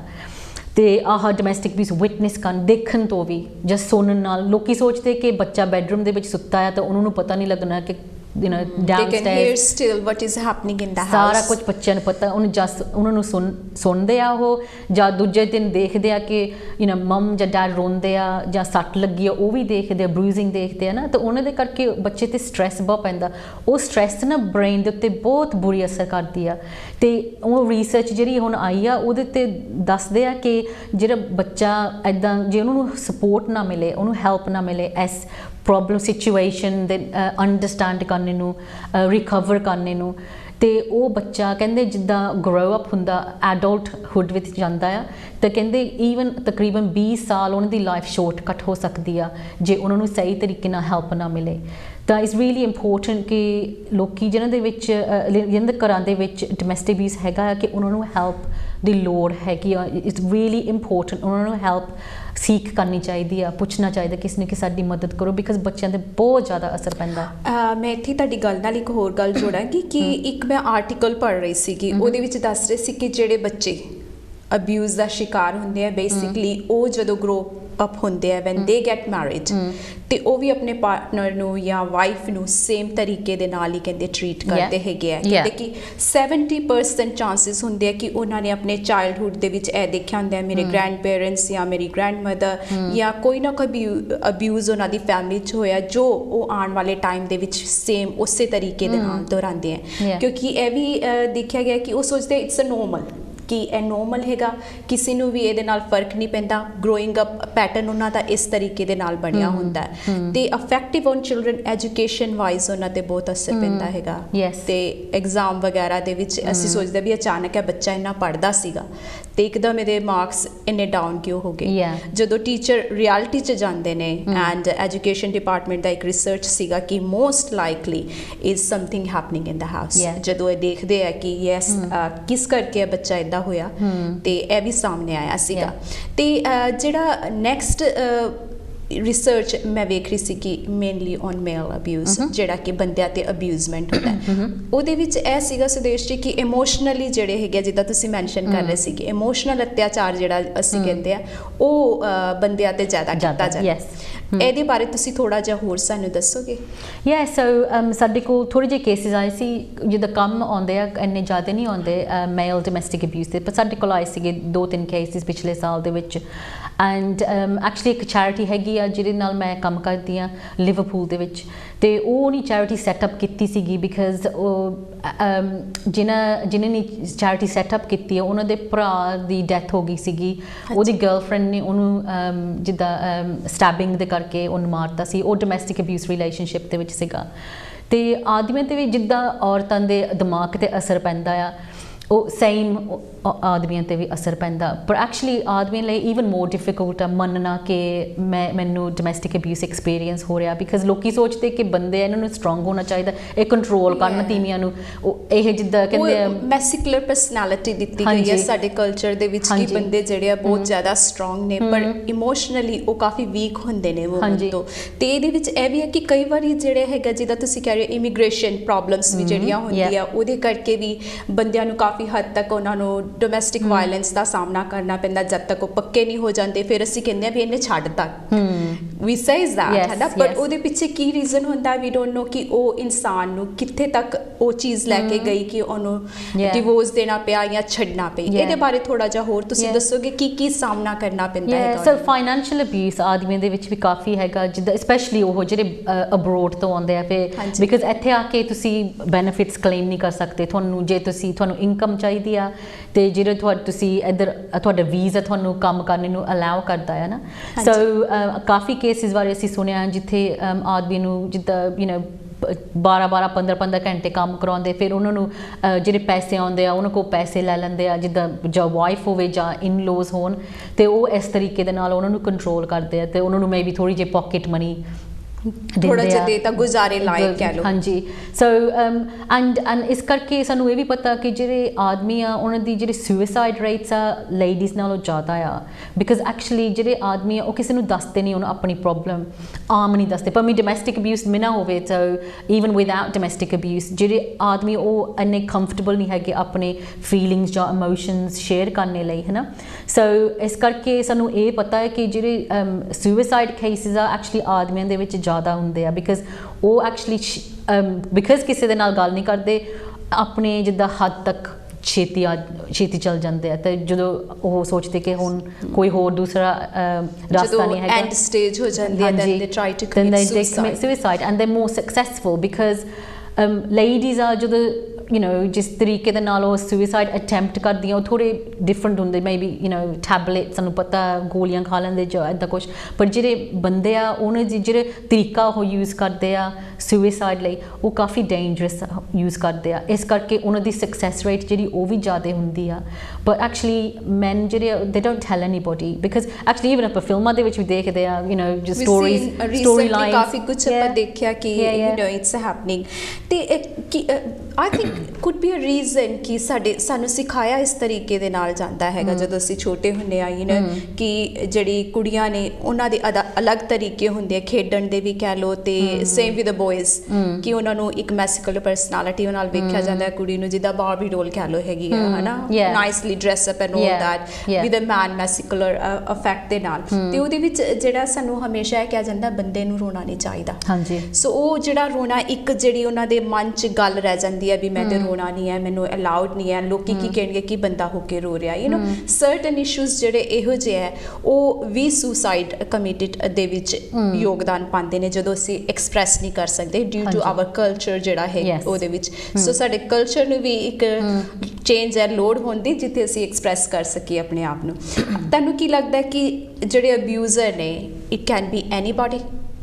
ਅਬਿਊਜ਼ਰਸ ਕੈਨ ਬੀ ਐਨੀਵਨ, ਜਿੱਦਾਂ ਮੈਂ ਕਿਹਾ ਸੀ, ਬੱਚੇ ਹੋ ਸਕਦੇ ਆ, ਆਦਮੀ ਹੋ ਸਕਦਾ, ਔਰਤ ਹੋ ਸਕਦੀ ਆ, ਇਨ ਲੋਜ਼ ਹੋ ਸਕਦੇ, ਕੋਈ ਵੀ ਹੋ ਸਕਦਾ ਆ। ਐਂਡ ਕੁਛ ਲੋਕੀ ਸੋਚਦੇ ਕਿ ਅਸੀਂ ਹੱਥ ਨਹੀਂ ਚੁੱਕਦੇ, ਇਹਦਾ ਮਤਲਬ ਅਸੀਂ ਥੋੜ੍ਹੀ ਅਬਿਊਜ਼ਰ ਹੋ ਸਕਦੇ ਆ, ਪਰ ਐਕਚੁਅਲੀ ਜਿੱਦਾਂ ਮੈਂ ਸਮਝਾਇਆ ਕਿ ਹੋਰ ਕਿੰਨੇ ਤਰੀਕੇ ਵੀ ਹੁੰਦੇ ਅਬਿਊਜ਼ ਕਰਨ ਦੇ। ਤਾਂ ਲੋਕਾਂ ਨੂੰ ਸੋਚਣਾ ਚਾਹੀਦਾ ਆਪਣੇ ਬਾਰੇ ਕਿ ਅਸੀਂ ਜੋ ਕਰ ਰਹੇ ਹਾਂ ਕਿਉਂ ਕਰ ਰਹੇ ਹਾਂ, ਜੇ ਅਸੀਂ ਰੋਕਦੇ ਕਿਸੇ ਨੂੰ, ਅਸੀਂ ਕਾਹਤੇ ਉਹਨਾਂ ਨੂੰ ਰੋਕਦੇ ਹਾਂ। ਸੈਲਫ ਰਿਫਲੈਕਸ਼ਨ ਲੋਕਾਂ ਨੂੰ ਕਰਨੀ ਚਾਹੀਦੀ ਆ। ਕਦੇ ਕਦੇ ਆਦਤ ਬਣ ਜਾਂਦੀ ਆ, ਦੇਖੀਦਾ ਕਿ ਕਿਸੇ ਦੀ ਮਦਰ ਇਨ ਲੋ ਹੋਵੇ, ਉਹ ਅਬਿਊਜ਼ ਦੇ ਵਿੱਚ ਉਹਦੀ ਲਾਈਫ ਕੱਟੀ ਆ, ਤੇ ਉਹ ਸੋਚਦੀ ਕਿ ਮੇਰੇ ਨਾਲ ਇੱਦਾਂ, ਮੇਰੀ ਸੱਸ ਨੇ ਮੇਰੇ ਨਾਲ ਇੱਦਾਂ ਕੀਤੀ ਸੀਗੀ, ਤਾਂ ਅੱਗੇ ਉਹਨਾਂ ਦੀਆਂ ਡਾਟਰ ਇਨ ਲੋਜ਼ ਆਉਂਦੀਆਂ ਤੇ ਉਹ ਵੀ ਉੱਦਾਂ ਹੀ same pattern, and you think ਕਿ ਜੇ ਤੁਹਾਡੇ ਨਾਲ ਇੱਦਾਂ ਹੋ ਚੁੱਕੀ, ਤੁਸੀਂ ਅੱਗੇ ਦੂਜੇ ਦੇ ਨਾਲ ਕਾਹਤੇ ਇੱਦਾਂ ਕਰਦੇ ਆ। But it becomes learned behaviour, ਆਦਤ ਪੈ ਜਾਂਦੀ ਆ। ਬੱਚੇ ਹੁਣ ਜਿੱਦਾਂ ਤੁਸੀਂ ਕਿਹਾ ਕਿ ਦੇਖਦੇ ਆ, ਵਿਟਨੈਸ ਕਰਦੇ ਆ, ਐਂਡ ਉਹ ਇਹੀ ਸਿੱਖਦੇ ਆ ਕਿ ਇਟਸ ਓਕੇ, ਜਿੱਦਾਂ ਉਹਨਾਂ ਦੀ ਰਿਲੇਸ਼ਨਸ਼ਿਪ ਹੈਗੀ ਆ ਕਿ ਦੈਟਸ ਓਕੇ। ਐਂਡ ਅਸੀਂ ਕਿੰਨੀ ਵਾਰੀ ਸੁਣਿਆ ਕਿ ਜਦੋਂ ਕੁੜੀਆਂ ਗਰੋ ਅਪ ਹੁੰਦੀਆਂ ਤੇ ਉਹਨਾਂ ਦੇ ਫੈਮਿਲੀ ਦੇ ਵਿੱਚ ਅਬਿਊਜ਼ ਹੋ ਰਿਹਾ, ਤਾਂ ਉਹਨੇ ਸੋਚਿਆ ਕਿ ਹੈਲਥੀ ਰਿਲੇਸ਼ਨਸ਼ਿਪ ਆਹੀ ਆ, ਉਹ ਸੋਚਦੀਆਂ ਇਹ ਨੋਰਮਲ ਆ। ਫਿਰ ਜਦੋਂ ਉਹਨਾਂ ਦੀ ਆਪਣੀ ਵਿਆਹ ਹੁੰਦਾ, ਆਪਣੀ ਫੈਮਿਲੀ ਹਸਬੈਂਡ ਦੇ ਘਰ ਜਾਂਦੀਆਂ ਤੇ ਉਹਨਾਂ ਦੇ ਨਾਲ ਇਹੀ ਹੁੰਦਾ, ਤੇ ਉਹ ਸੋਚਦੀ ਇਹ ਤਾਂ ਨੋਰਮਲ ਆ, ਇਹ ਉਹਨੂੰ ਟਾਇਰਡ ਆ, ਉਹਨੂੰ ਗੁੱਸਾ ਆ, ਜਾਂ ਫਰਸਟ੍ਰੇਸ਼ਨ ਹੋਈ ਆ, ਸਟ੍ਰੈਸ ਆ, ਠੀਕ ਆ, ਜੇ ਉਹ ਪੈਂਦਾ ਆ, ਗਾਲਾਂ ਕੱਢਦਾ ਜਾਂ ਮੈਨੂੰ ਮਾਰਦਾ, ਠੀਕ ਹੈ, ਬਿਕਾਜ਼ ਦੈਟਸ ਨੋਰਮਲ। ਜਦੋਂ ਅਸੀਂ ਉਹਨਾਂ ਨੂੰ ਕਹਿੰਦੇ ਨੋ ਦੈਟਸ ਨਾਟ ਨੋਰਮਲ, ਫਿਰ ਉਹ ਸੋਚਦੇ ਕਿ ਹਾਊ ਕਮ ਕਿ ਸਾਡੇ ਘਰ ਦੇ ਵਿੱਚ ਹੀ ਇੱਦਾਂ ਹੁੰਦੀ ਸੀਗੀ, ਫਿਰ what do you mean it's not normal, and we say to him it's not normal, that's not right, ਹੈ ਨਾ। So people believe that's normal, a normal healthy loving relationship. So how common is domestic violence? ਕਿੰਨਾ ਕੁ common ਹੈਗਾ? ਸੋ ਜਿੱਦਾਂ again research ਬਥੇਰੀ ਹੈਗੀ ਆ and report ਦੇ ਹਿਸਾਬ ਨਾਲ ਉਹ ਜਿੱਦਾਂ ਗਵਰਨਮੈਂਟ ਦੱਸਦੀ ਹੈ ਸਾਨੂੰ ਕਿ 1 in 4 women and 1 in 6 men It's a very high statistics experience ਕਰਦੇ ਆ। ਪਰ ਇਹ ਨੰਬਰ ਹੈਗੇ ਸਿਰਫ ਉਹੀ ਜਿਹੜੇ ਰਿਪੋਰਟ ਕਰਦੇ ਆ, ਬਹੁਤ ਲੋਕੀ ਆ ਜਿਹੜੇ ਨਹੀਂ ਵੀ ਰਿਪੋਰਟ ਕਰਦੇ। ਸੋ ਸਾਨੂੰ ਇਹ ਪਤਾ ਕਿ ਐਕਚੁਅਲੀ ਜਿੱਦਾਂ 25% ਆਫ ਵੂਮਨ ਨੂੰ ਅਬਿਊਜ਼ ਮਿਲਦਾ, ਐਕਚੁਅਲੀ ਸਾਨੂੰ ਪਤਾ ਕਿ ਇਹਦੇ ਨਾਲ ਜ਼ਿਆਦਾ ਆ। And actually when I go out, ਜਦੋਂ ਮੈਂ ਬਾਹਰ ਜਾਂਦੀ, ਜੇ ਮੈਂ ਕਿਸੇ ਨੂੰ ਮਿਲਦੀ ਹਾਂ ਕਿਤੇ ਵੀ, ਸਾਰੇ ਮੈਨੂੰ ਦੱਸਦੇ, ਜਿਹਦੇ ਨਾਲ ਵੀ ਮਿਲਾਂ ਉਹ ਕਹਿੰਦੇ ਕਿ ਮੈਨੂੰ ਦੱਸਦੇ ਕਿ ਮੇਰੇ ਨਾਲ ਵੀ ਇੱਦਾਂ ਹੋਈ ਸੀਗੀ, ਜਾਂ ਮੇਰੇ ਨਾਲ ਇੱਦਾਂ ਹੋਈ ਜਦੋਂ ਮੈਂ ਇੰਨੀ ਉਮਰ ਦੀ ਸੀਗੀ, ਜਾਂ ਇੰਨੀ ਉਮਰ ਦੀ ਸੀਗੀ ਮੇਰੇ ਨਾਲ ਵੀ ਇੱਦਾਂ ਹੋਇਆ ਸੀ। ਸੋ ਐਕਚੁਅਲੀ ਨੰਬਰ ਇਹਦੇ ਨਾਲ ਵੀ ਕਾਫੀ ਹਾਈ ਆ। ਸੋ ਤੁਹਾਨੂੰ ਕੀ ਲੱਗਦਾ ਕਿ ਹੁਣ ਅਵੇਅਰਨੈਸ ਜ਼ਿਆਦਾ ਹੋਣ ਕਰਕੇ ਲੋਕੀ ਸਾਹਮਣੇ ਆ ਰਹੇ ਨੇ ਕਿ ਪਹਿਲੇ ਘੱਟ ਸੀ ਸਟੈਟਿਸਟਿਕ ਨੰਬਰਸ ਕਿ ਹੁਣ ਜ਼ਿਆਦਾ ਵੱਧਦੇ ਨੇ, ਕੁਝ ਇਹੋ ਜਿਹਾ ਚੇਂਜਸ ਹੈਗਾ? It's very difficult to say because ਹੁਣ ਰਿਪੋਰਟ ਯੈਸ ਬਿਕਾਜ਼ ਲੋਕੀ ਇਨਕਰੇਜ ਕਰਦੇ ਕਿ ਰਿਪੋਰਟ ਕਰੋ, ਤਾਂ ਇਸ ਕਰਕੇ ਸਟੈਟਿਸਟਿਕਸ ਕਾਫੀ ਹਾਈ ਹੈਗੇ ਆ। ਪਰ ਆਈ ਡੋਂਟ ਨੋ ਕਿ ਅੱਗੇ ਨਾਲ ਅਸੀਂ ਸੋਚੀਦਾ ਕਿ ਹੁਣ ਲੋਕੀ ਜਿੱਦਾਂ ਸਮਝਣ ਲੱਗ ਪਏ ਆ, ਬਿਕਾਜ਼ ਹੁਣ ਇੱਥੇ ਅਸੀਂ ਇੰਗਲੈਂਡ ਦੇ ਵਿੱਚ ਪਿਛਲੇ ਜ਼ਮਾਨੇ ਦੇ ਲੋਕ ਉਹਨਾਂ ਦੇ ਵਿੱਚ ਕਲਚਰ ਦੇ ਵਿੱਚ ਹੀ ਸੀਗਾ ਕਿ ਆਦਮੀ ਡਿਸਾਈਡ ਕਰਦਾ ਹੁੰਦਾ ਸੀਗਾ, ਔਰਤ ਜੋ ਕਹਿੰਦੀ ਸੀਗੀ ਉੱਦਾਂ ਜਿੱਦਾਂ ਸਮਝ ਲਿਆ ਜਾਂਦਾ ਸੀ ਵੀ man is breadwinner, yeah, that's it, ਤੇ women ਘਰ ਦਾ ਕੰਮ ਕਰਨ, ਬਸ as things has changed, yeah, but actually it's not, because actually ਹੁਣ I think 4-5 ਹਫ਼ਤੇ ਪਹਿਲਾਂ ਐਂਡ ਪਿਛਲੇ ਐਂਡ ਦਸੰਬਰ ਦੇ ਵਿੱਚ ਵੀ 2-3 ਰਿਪੋਰਟਾਂ ਆਈਆਂ ਸੀਗੀਆਂ ਐਂਡ ਇੰਡੀਆ ਤੋਂ, ਤੇ ਕਾਫੀ ਟੌਪ ਇੰਟਰਨੈਸ਼ਨਲ ਬੋਰਡਿੰਗ ਸਕੂਲਸ ਦੇ ਵਿੱਚ ਉਹਨੀ ਟੀਨੇਜ ਬॉयਜ਼ ਦੀ WhatsApp ਮੈਸੇजेस ਉਹਨੇ ਫੜੀਆਂ ਐਂਡ ਉਹ group of ਬॉयਜ਼ on the WhatsApp group ਉਹਨੇ ਆਪਣੇ ਜਿਹੜੇ ਫੈਲੋ ਕੋਲੀਗਸ ਫੀਮੇਲ ਕੋਲੀਗਸ ਕਲਾਸ ਦੇ ਵਿੱਚ ਉਹਨਾਂ ਦੇ ਬਾਰੇ ਇੰਨੀ ਗੰਦੀਆਂ ਗੱਲਾਂ ਉਹਨੇ ਇੱਕ ਦੂਜੇ ਨੂੰ ਟੈਕਸਟ ਕਰਦੇ ਸੀਗੇ ਕਿ ਅਸੀਂ ਉਹਨਾਂ ਨੂੰ ਇੱਦਾਂ ਕਰਨੀ, ਉਹਨਾਂ ਦਾ ਬਲਾਤਕਾਰ ਕਰਨਾ, ਉਹਨਾਂ ਇੱਦਾਂ ਕਰਨੀ। ਤੇ ਉਹ ਸਾਰੇ ਬੱਚੇ ਜਿਹੜੇ ਹੈਗੇ ਆ ਗੁੱਡ ਫੈਮਿਲੀ ਦੇ ਵਿੱਚੋਂ ਆਏ ਆ, ਜਿੱਦਾਂ like financially very secure family, ਉਹਨਾਂ ਦੇ ਪੇਰੈਂਟਸ ਉਹਨੇ ਨਾਂ ਨਹੀਂ ਲਏ ਪਰ ਕਹਿੰਦੇ ਸੀ ਉਹਨਾਂ ਦੇ ਪੇਰੈਂਟਸ ਜਿੱਦਾਂ ਪੋਲੀਟੀਸ਼ੀਅਨਸ ਆ, ਮੂਵੀ ਸਟਾਰਸ ਆ, ਐਂਡ ਕਾਫੀ ਵਰਲਡ ਤੋਂ ਉੱਥੇ ਕਰਕੇ ਉਹ ਇੰਟਰਨੈਸ਼ਨਲ ਸਕੂਲ ਆ, ਬੋਰਡਿੰਗ ਸਕੂਲ ਹੈ ਨਾ। ਤਾਂ ਇੱਕ ਦਿੱਲੀ 'ਚ ਆ, ਇੱਕ ਮੁੰਬਈ ਦੇ ਵਿੱਚ, ਤੇ ਇਹ ਬੱਚੇ 14-15 ਸਾਲਾਂ ਦੇ ਬੱਚੇ ਹੈਗੇ ਆ। ਤਾਂ ਸੋਚੀਦਾ ਫਿਰ ਕਿ ਇਹਨਾਂ ਨੂੰ ਇਹ ਸਮਝ ਕਿੱਥੋਂ ਆਈ ਆ ਕਿ ਹੁਣ ਉੱਥੇ ਕਾਫੀ ਮਾਡਰਨ ਆ ਇੰਡੀਆ ਦੇ ਵਿੱਚ ਵੀ ਆਦਮੀ ਔਰਤ ਇਕੁਅਲ ਆ, ਹੈ ਨਾ, ਪਰ ਫਿਰ ਵੀ ਉਹਨਾਂ ਦੇ ਇਹ ਵਿਚਾਰ ਆ। ਸੋ ਜਿਹੜੇ ਇੱਦਾਂ ਦੇ ਬੱਚੇ ਉਹਨੇ ਅੱਗੇ ਜਾ ਕੇ ਇਹੀ ਕੰਮ ਕਰਨੇ ਆ, ਫਿਰ ਉਹਨਾਂ ਦੀ ਰਿਲੇਸ਼ਨਸ਼ਿਪਸ ਜਦੋਂ ਹੋਣੀਆਂ ਉਹਨਾਂ ਰਿਲੇਸ਼ਨਸ਼ਿਪਸ ਦੇ ਵਿੱਚ ਇਹੀ ਐਟੀਟਿਊਡ ਲੈ ਕੇ ਜਾਣਾ ਹੋਣੀ, ਹੈ ਨਾ। ਸੋ ਜਦੋਂ ਇੱਦਾਂ ਦਾ ਐਟੀਟਿਊਡ ਹੋਵੇ ਤਾਂ ਅਬਿਊਜ਼ ਤਾਂ ਹੋਣਾ ਹੀ ਆ ਫਿਰ, ਹੈ ਨਾ। ਸੋ ਇਹ ਸੋਚਣ ਵਾਲੀ ਗੱਲ ਹੈ ਕਿ ਅੱਜ ਕੱਲ੍ਹ ਦੇ ਬੱਚੇ ਹਾਲੇ ਵੀ ਉਹਨਾਂ ਦੇ ਸੋਚ ਵਿਚਾਰ ਦੇ ਵਿੱਚ ਇਹੋ ਜਿਹੀਆਂ ਗੱਲਾਂ ਕਿ ਕਿਉਂ, ਵਾਈ, ਹੈ ਨਾ। ਮੈਂ ਸੋਚ ਰਹੀ ਸੀ ਵੀ ਐਜੂਕੇਸ਼ਨ ਸਿਸਟਮ ਆਪਣੇ ਆਪ ਨੂੰ ਇੰਪਰੂਵ ਕਰਨ ਦਾ ਸੋਚਦਾ ਵੀ ਟਰਾਈ ਟੂ ਬੀ ਜਿੰਨੀ ਅਵੇਅਰਨੈਸ ਛੋਟੇ ਹੁੰਦਿਆਂ ਤੋਂ ਜਲਦ ਬੱਚਿਆਂ ਨੂੰ ਦਿੱਤੀ ਜਾਏ, ਸਕੂਲਾਂ ਦੇ ਵਿੱਚ ਦੱਸਿਆ ਜਾਏ ਕਿ ਕੀ ਡੋਮੈਸਟਿਕ ਅਬਿਊਜ਼ ਹੈ, ਵਾਇਲੈਂਸ ਕੀ ਹੁੰਦਾ ਸਾਰੀ, ਪਰ ਓਨਾ ਹੀ ਮੈਨੂੰ ਲੱਗਦਾ ਹੈ ਵੀ we are going backward. feels like it sometimes ਕਿ ਅਸੀਂ backward ਜਾ ਰਹੇ ਹਾਂ because ਕਿ ਅਸੀਂ ਹੁਣ ਕੁਛ ਲੋਕ ਕਹਿੰਦੇ ਕਿ ਆਪਣੀ culturally ਆਪਣੀ Asian community ਦੇ ਵਿੱਚ ਜ਼ਿਆਦਾ ਹੁੰਦਾ, ਪਰ actually ਇਸ ਇੰਗਲੈਂਡ ਦੇ ਵਿੱਚ up and down the country ਇੰਨੇ refuge ਆ, ਪਰ ਸਾਰੇ ਆਪਣੇ ਲੋਕਾਂ ਦੇ ਨਾਲ ਨਹੀਂ ਭਰੇ ਹੈਗੇ, ਗੋਰੇ ਵੀ ਹੈਗੇ, ਕਾਲੇ ਵੀ ਹੈਗੇ, ਸਾਰਿਆਂ ਦੇ ਲਈ ਹੈ ਜਿਹੜਾ it's very very mixed. So this is about teaching, ਸਾਨੂੰ ਹੈ ਨਾ ਬੱਚਿਆਂ ਨੂੰ ਛੋਟੀ ਉਮਰ ਤੋਂ ਟੀਚ ਕਰਨਾ ਪੈਣਾ। ਦੈਟਸ ਵਾਈ ਜਿੱਦਾਂ ਮੈਂ ਕਿਹਾ ਸੀ ਕਿ ਮੈਂ ਉਹ ਦੂਜੇ ਸ਼ੁਰੂ ਕੀਤਾ ਆਪਣਾ ਕੰਮ, ਮੈਂ ਗੇਮਸ ਯੂਜ਼ ਕਰਕੇ 5 ਸਾਲ ਤੋਂ ਲੈ ਕੇ ਬੱਚਿਆਂ ਨੂੰ ਟੀਚ ਕਰਦੇ ਅਸੀਂ ਕਿ ਜਿਹੜੀ ਇਕੁਆਲਿਟੀ ਹੁੰਦੀ ਉਹ ਕੀ ਆ। ਸੋ ਅਸੀਂ ਉਸ ਵੇਲੇ ਇੰਟੀਮੇਟ ਰਿਲੇਸ਼ਨਸ਼ਿਪ ਬਾਰੇ ਨਹੀਂ ਗੱਲ ਕਰੀ ਤੀ, ਪਰ ਆਪਣੀ ਜਿੱਦਾਂ ਫਰੈਂਡਸ, ਤੁਹਾਡੇ ਦੂਜੇ ਫਰੈਂਡਸ ਆ, ਜਾਂ ਆਪਣੀ ਸੇਫਟੀ ਆ, ਇੰਟਰਨੈਟ ਸੇਫਟੀ। ਹੁਣ ਇੰਟਰਨੈਟ ਦੇ ਨਾਲ ਕਾਫੀ ਬੱਚਿਆਂ 'ਤੇ ਫਰਕ ਪੈਂਦਾ ਕਿ ਲੋਕੀ ਹੁਣ ਈਵਨ ਦੂਸਰੇ ਤਰੀਕੇ ਯੂਜ਼ ਕਰ ਲਏ ਆਪਣੇ ਅਬਿਊਜ਼ ਕਰਨੇ ਨੂੰ। ਸੋ ਹੁਣ ਅਸੀਂ ਟਰਾਈ ਕਰਦੇ ਕਿ ਛੋਟੀ ਤੋਂ ਛੋਟੀ ਉਮਰ ਤੋਂ ਲੈ ਕੇ ਅਸੀਂ ਟੀਚ ਕਰੀਏ ਬੱਚਿਆਂ ਨੂੰ, ਕੁਛ ਡਰਾਉਂਦੇ ਨਹੀਂ ਔਰ ਐਨੀਥਿੰਗ ਲਾਈਕ ਦੈਟ, ਜਿੱਦਾਂ ਚਾਈਲਡ ਫਰੈਂਡਲੀ ਗੇਮਸ ਆ।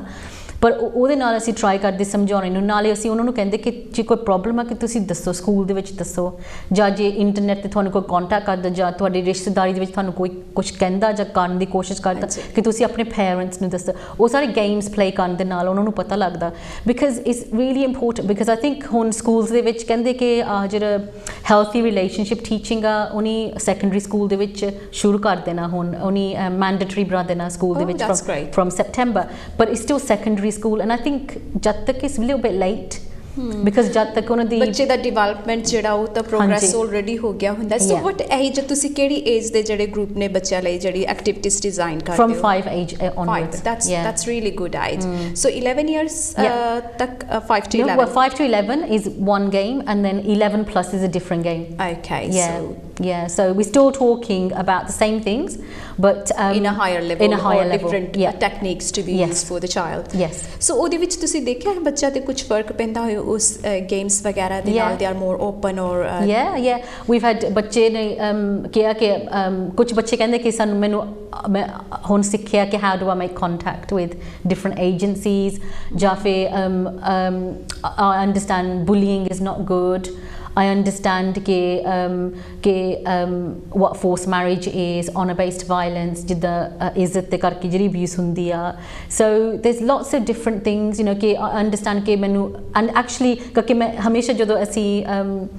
ਗੇਮਸ ਖੇਡਦੇ ਬੱਚਿਆਂ ਦੇ ਨਾਲ ਅਸੀਂ ਉਹਨਾਂ ਨੂੰ ਕਹਿੰਦੇ ਕਿ ਤੁਸੀਂ ਲਿਖ ਕੇ ਦੱਸੋ ਸਾਨੂੰ ਤੁਸੀਂ ਕੀ ਸਿੱਖਿਆ ਨਾ, ਤਾਂ ਉਹਨਾਂ ਦੇ ਜਿਹੜੇ ਰਿਪੋਰਟਸ ਮੁੜ ਕੇ ਆਈਆਂ ਤਾਂ ਉਹਨਾਂ 'ਚ ਲਿਖਿਆ ਉਹਨੇ ਕਿ ਮੈਨੂੰ ਪਤਾ ਕਿ ਮੈਨੂੰ I shouldn't hit a girl, you know, I shouldn't do this, I need to, ਜਦੋਂ ਮੈਨੂੰ ਗੁੱਸਾ ਆਉਂਦਾ ਕਿ ਮੈਨੂੰ ਖਾਮ ਰਹਿਣਾ ਚਾਹੀਦਾ, ਕਿ ਮੈਨੂੰ ਮੈਨੂੰ ਕਮਰੇ 'ਚੋਂ ਬਾਹਰ ਚਲ ਜਾਣਾ ਚਾਹੀਦਾ। ਸੋ ਲਿਟਲ ਸਿੰਪਲ ਥਿੰਗਸ ਇੱਦਾਂ ਦੀ ਹਿੰਟਸ ਐਂਡ ਟਿਪਸ ਕਿ ਜਦੋਂ ਤੁਸੀਂ ਗੁੱਸੇ ਆਉਂਦੇ ਕਿ ਤੁਸੀਂ ਲੈਸ਼ ਆਊਟ ਨਾ ਕਰੋ, ਤੁਸੀਂ ਬਾਹਰ ਚਲ ਜਾਓ, go for a walk. So other techniques to calm yourself basically. So these are very young children, and ਉਹ ਸਾਰੇ ਇਸ ਗੱਲਾਂ ਦੇ ਬਾਰੇ ਜਿੱਦਾਂ ਉਹਨੇ ਦੱਸਿਆ। ਤੇ ਉੱਤੋਂ ਦੀ ਜਿੱਦਾਂ ਜਿਹੜੇ ਸੈਕੰਡਰੀ ਸਕੂਲ ਬੱਚੇ ਆ ਉਹਨਾਂ ਦੇ ਨਾਲ ਅਸੀਂ ਕਾਫੀ ਡਿਬੇਟਸ, ਗੇਮਸ ਦੇ ਨਾਲ ਡਿਬੇਟਸ ਹੁੰਦੇ ਜਿਹੜੇ older ones ਆ। They do enjoy that. And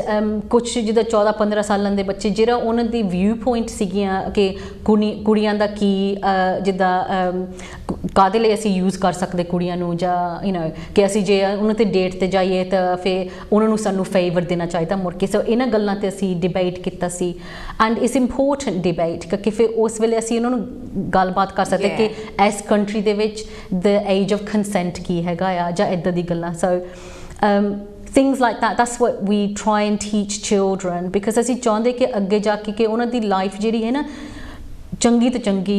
ਗੁਜ਼ਰੇ ਤੇ ਐਟਲੀਸਟ ਦੇ ਆਰ ਅਵੇਅਰ ਕਿ what ਸਾਡੀ ਸੋਸਾਇਟੀ ਵਿੱਚ ਹੋ ਰਿਹਾ ਹੈ, ਤੇ ਉਹ ਦੂਸਰਿਆਂ ਨੂੰ ਵੀ ਦੱਸ ਸਕਣ ਵੀ ਇਹ ਰੋਂਗ ਕਰ ਰਹੇ ਹੋ। ਬਿਕੋਜ਼ ਬੱਚੇ ਦੀ ਗੱਲ ਕਈ ਵਾਰੀ ਲੋਕੀ ਇਗਨੋਰ ਕਰ ਦਿੰਦੇ ਆ, ਬਟ ਆਉਣ ਵਾਲੇ ਟਾਈਮ ਦੇ ਵਿੱਚ they can be the you know they are going to be running our countries. So ਇਸ ਲਈ I think you doing really good job. Thank you. So you probably get proud when you see all those nice answers. I do. And actually ਜਦੋਂ ਤੁਸੀਂ ਕਿਹਾ ਸੀ ਕਿ ਬੱਚਿਆਂ ਤੇ ਤੁਸੀਂ ਕਹਿੰਦੇ ਸੀ ਨਾ ਅਸਰ ਪੈਂਦਾ ਬੱਚਿਆਂ ਤੇ, and actually ਜਿਹੜੇ ਬੱਚੇ ਦੇ ਡੋਮੈਸਟਿਕ ਅਬਿਊਜ਼ ਦਾ ਅਸਰ ਪੈਂਦਾ ਆ ਤੇ ਉਹ actually later on in life drugs taking increase ਹੁੰਦਾ, smoking increase, mental health problems, ਹੈ ਨਾ, ਈਵਨ ਜਿਹੜੇ ਚਾਂਸਿਸ ਆ ਕਿ ਉਹ ਜੇਲ੍ਹ ਨੂੰ ਜਾਣਗੇ ਉਹ ਵੀ ਇਨਕਰੀਸ ਹੋ ਜਾਂਦੇ ਆ। ਸੋ ਐਕਚੁਅਲੀ ਅਸੀਂ ਹੈਲਥੀ ਰਿਲੇਸ਼ਨਸ਼ਿਪਸ ਦੇ ਬਾਰੇ ਗੱਲਬਾਤ ਕਰਦੇ, ਪਰ ਐਕਚੁਅਲੀ ਉਹਨਾਂ ਦੀ ਪੂਰੀ life in effect ho sakdi hai. It's all branches, isn't it? My next question is related to that, you know, ki jehda domestic violence hai ode vich alcohol and as a drugs ਉਹ ਵੀ involved ne part of it, or how does it relate it to domestic violence? So some people ਕੁਛ ਲੋਕ ਕਹਿੰਦੇ ਕਿ domestic violence ਹੁੰਦਾ alcohol ਜਾਂ drugs ਦੇ ਕਰਕੇ ਹੁੰਦਾ ਜੀ, ਐਂਡ ਕੁਛ ਲੋਕ ਮੈਨੂੰ ਕਹਿੰਦੇ ਜਾਂ ਮੈਂਟਲ ਹੈਲਥ ਦੇ ਕਰਕੇ। ਪਰ ਮੇਰੇ ਨਾਲ ਕਿਸੇ ਨੇ ਗੱਲ ਕੀਤੀ ਸੀ ਥੋੜ੍ਹੇ ਮਹੀਨੇ ਪਹਿਲਾਂ, ਐਂਡ ਕਹਿੰਦੇ ਸੀ ਕਿ ਐਕਚੁਅਲੀ ਉਹਦਾ ਹਸਬੈਂਡ ਚੰਗਾ ਬਹੁਤ ਆ, ਪਰ ਉਹ ਇਕੱਲੀ ਆਪਣੀ ਵਾਈਫ ਨੂੰ ਅਬਿਊਜ਼ ਕਰਦਾ ਆ, ਪਰ ਬੱਚਿਆਂ ਨਾਲ ਬਹੁਤ ਗੁੱਡ ਆ, ਪਰ ਉਹਦੀ ਮੈਂਟਲ ਹੈਲਥ ਆ ਤਾਂ ਉਹ ਆਪਣੀ ਵਾਈਫ ਨੂੰ ਅਬਿਊਜ਼ ਕਰਦਾ, ਉਹਦਾ ਕਸੂਰ ਨਹੀਂ ਹੈਗਾ। ਫਿਰ ਮੈਂ ਉਹਨਾਂ ਨੂੰ ਪੁੱਛਿਆ, ਮੈਂ ਕਿ ਜੇ ਉਹਦੀ ਮੈਂਟਲ ਹੈਲਥ ਦੀ ਪ੍ਰੋਬਲਮ ਹੈਗੀ ਆ ਫਿਰ ਉਹ ਬੱਚਿਆਂ ਦੇ ਕਾਹਤੇ ਨਹੀਂ ਕਰਦਾ ਫਿਰ? ਬਿਕਾਜ਼ ਇਹਦਾ ਮਤਲਬ ਇਹ ਹੈ ਕਿ ਚੂਜ਼ ਕਰਦਾ ਨਾ ਉਹ ਕਿ ਆਪਣੀ wife choosing a victim basically. Yeah, exactly. So that's not mental health, that's a choice. So you know there's you know ਇਹ ਪ੍ਰੋਬਲਮਸ ਹੋ ਸਕਦੀਆਂ, ਐਂਡ ਪਰ ਐਕਚੁਅਲੀ ਜਿਹੜੇ ਅਬਿਊਜ਼ ਹੋਏ ਆ, ਜਿੱਦਾਂ ਮੈਂ ਕਹਿੰਦੀ ਸੀ ਕਿ ਮੈਂ ਹੋਸਟਲ ਦੇ ਵਿੱਚ ਲੇਡੀਜ਼ ਨੂੰ ਵੀ ਅਸੀਂ ਫੈਮਲੀਜ਼ ਨੂੰ ਵੀ ਲੁੱਕ ਆਫਟਰ ਕਰਦੇ ਹਾਂ। ਕਦੇ ਕਦੇ ਉਹ ਐਲਕੋਹਲ ਡਰੱਗਸ ਯੂਜ਼ ਕਰਦੇ ਆ ਬਿਕਾਜ਼ ਉਹਨਾਂ ਦੀ ਮੈਂਟਲ ਹੈਲਥ ਇੰਨੀ ਬੈਡ ਹੋ ਜਾਂਦੀ ਆ, ਜਾਂ ਉਹ ਡਿਪਰੈਸ਼ਨ ਦੇ ਵਿੱਚ ਹੁੰਦੇ, ਜਾਂ ਉਹਨਾਂ ਨੂੰ ਰਾਤ ਨੂੰ ਸੌ ਨਹੀਂ ਸਕਦੇ ਬਿਕਾਜ਼ ਉਹਨਾਂ ਨੂੰ ਰਾਤ ਨੂੰ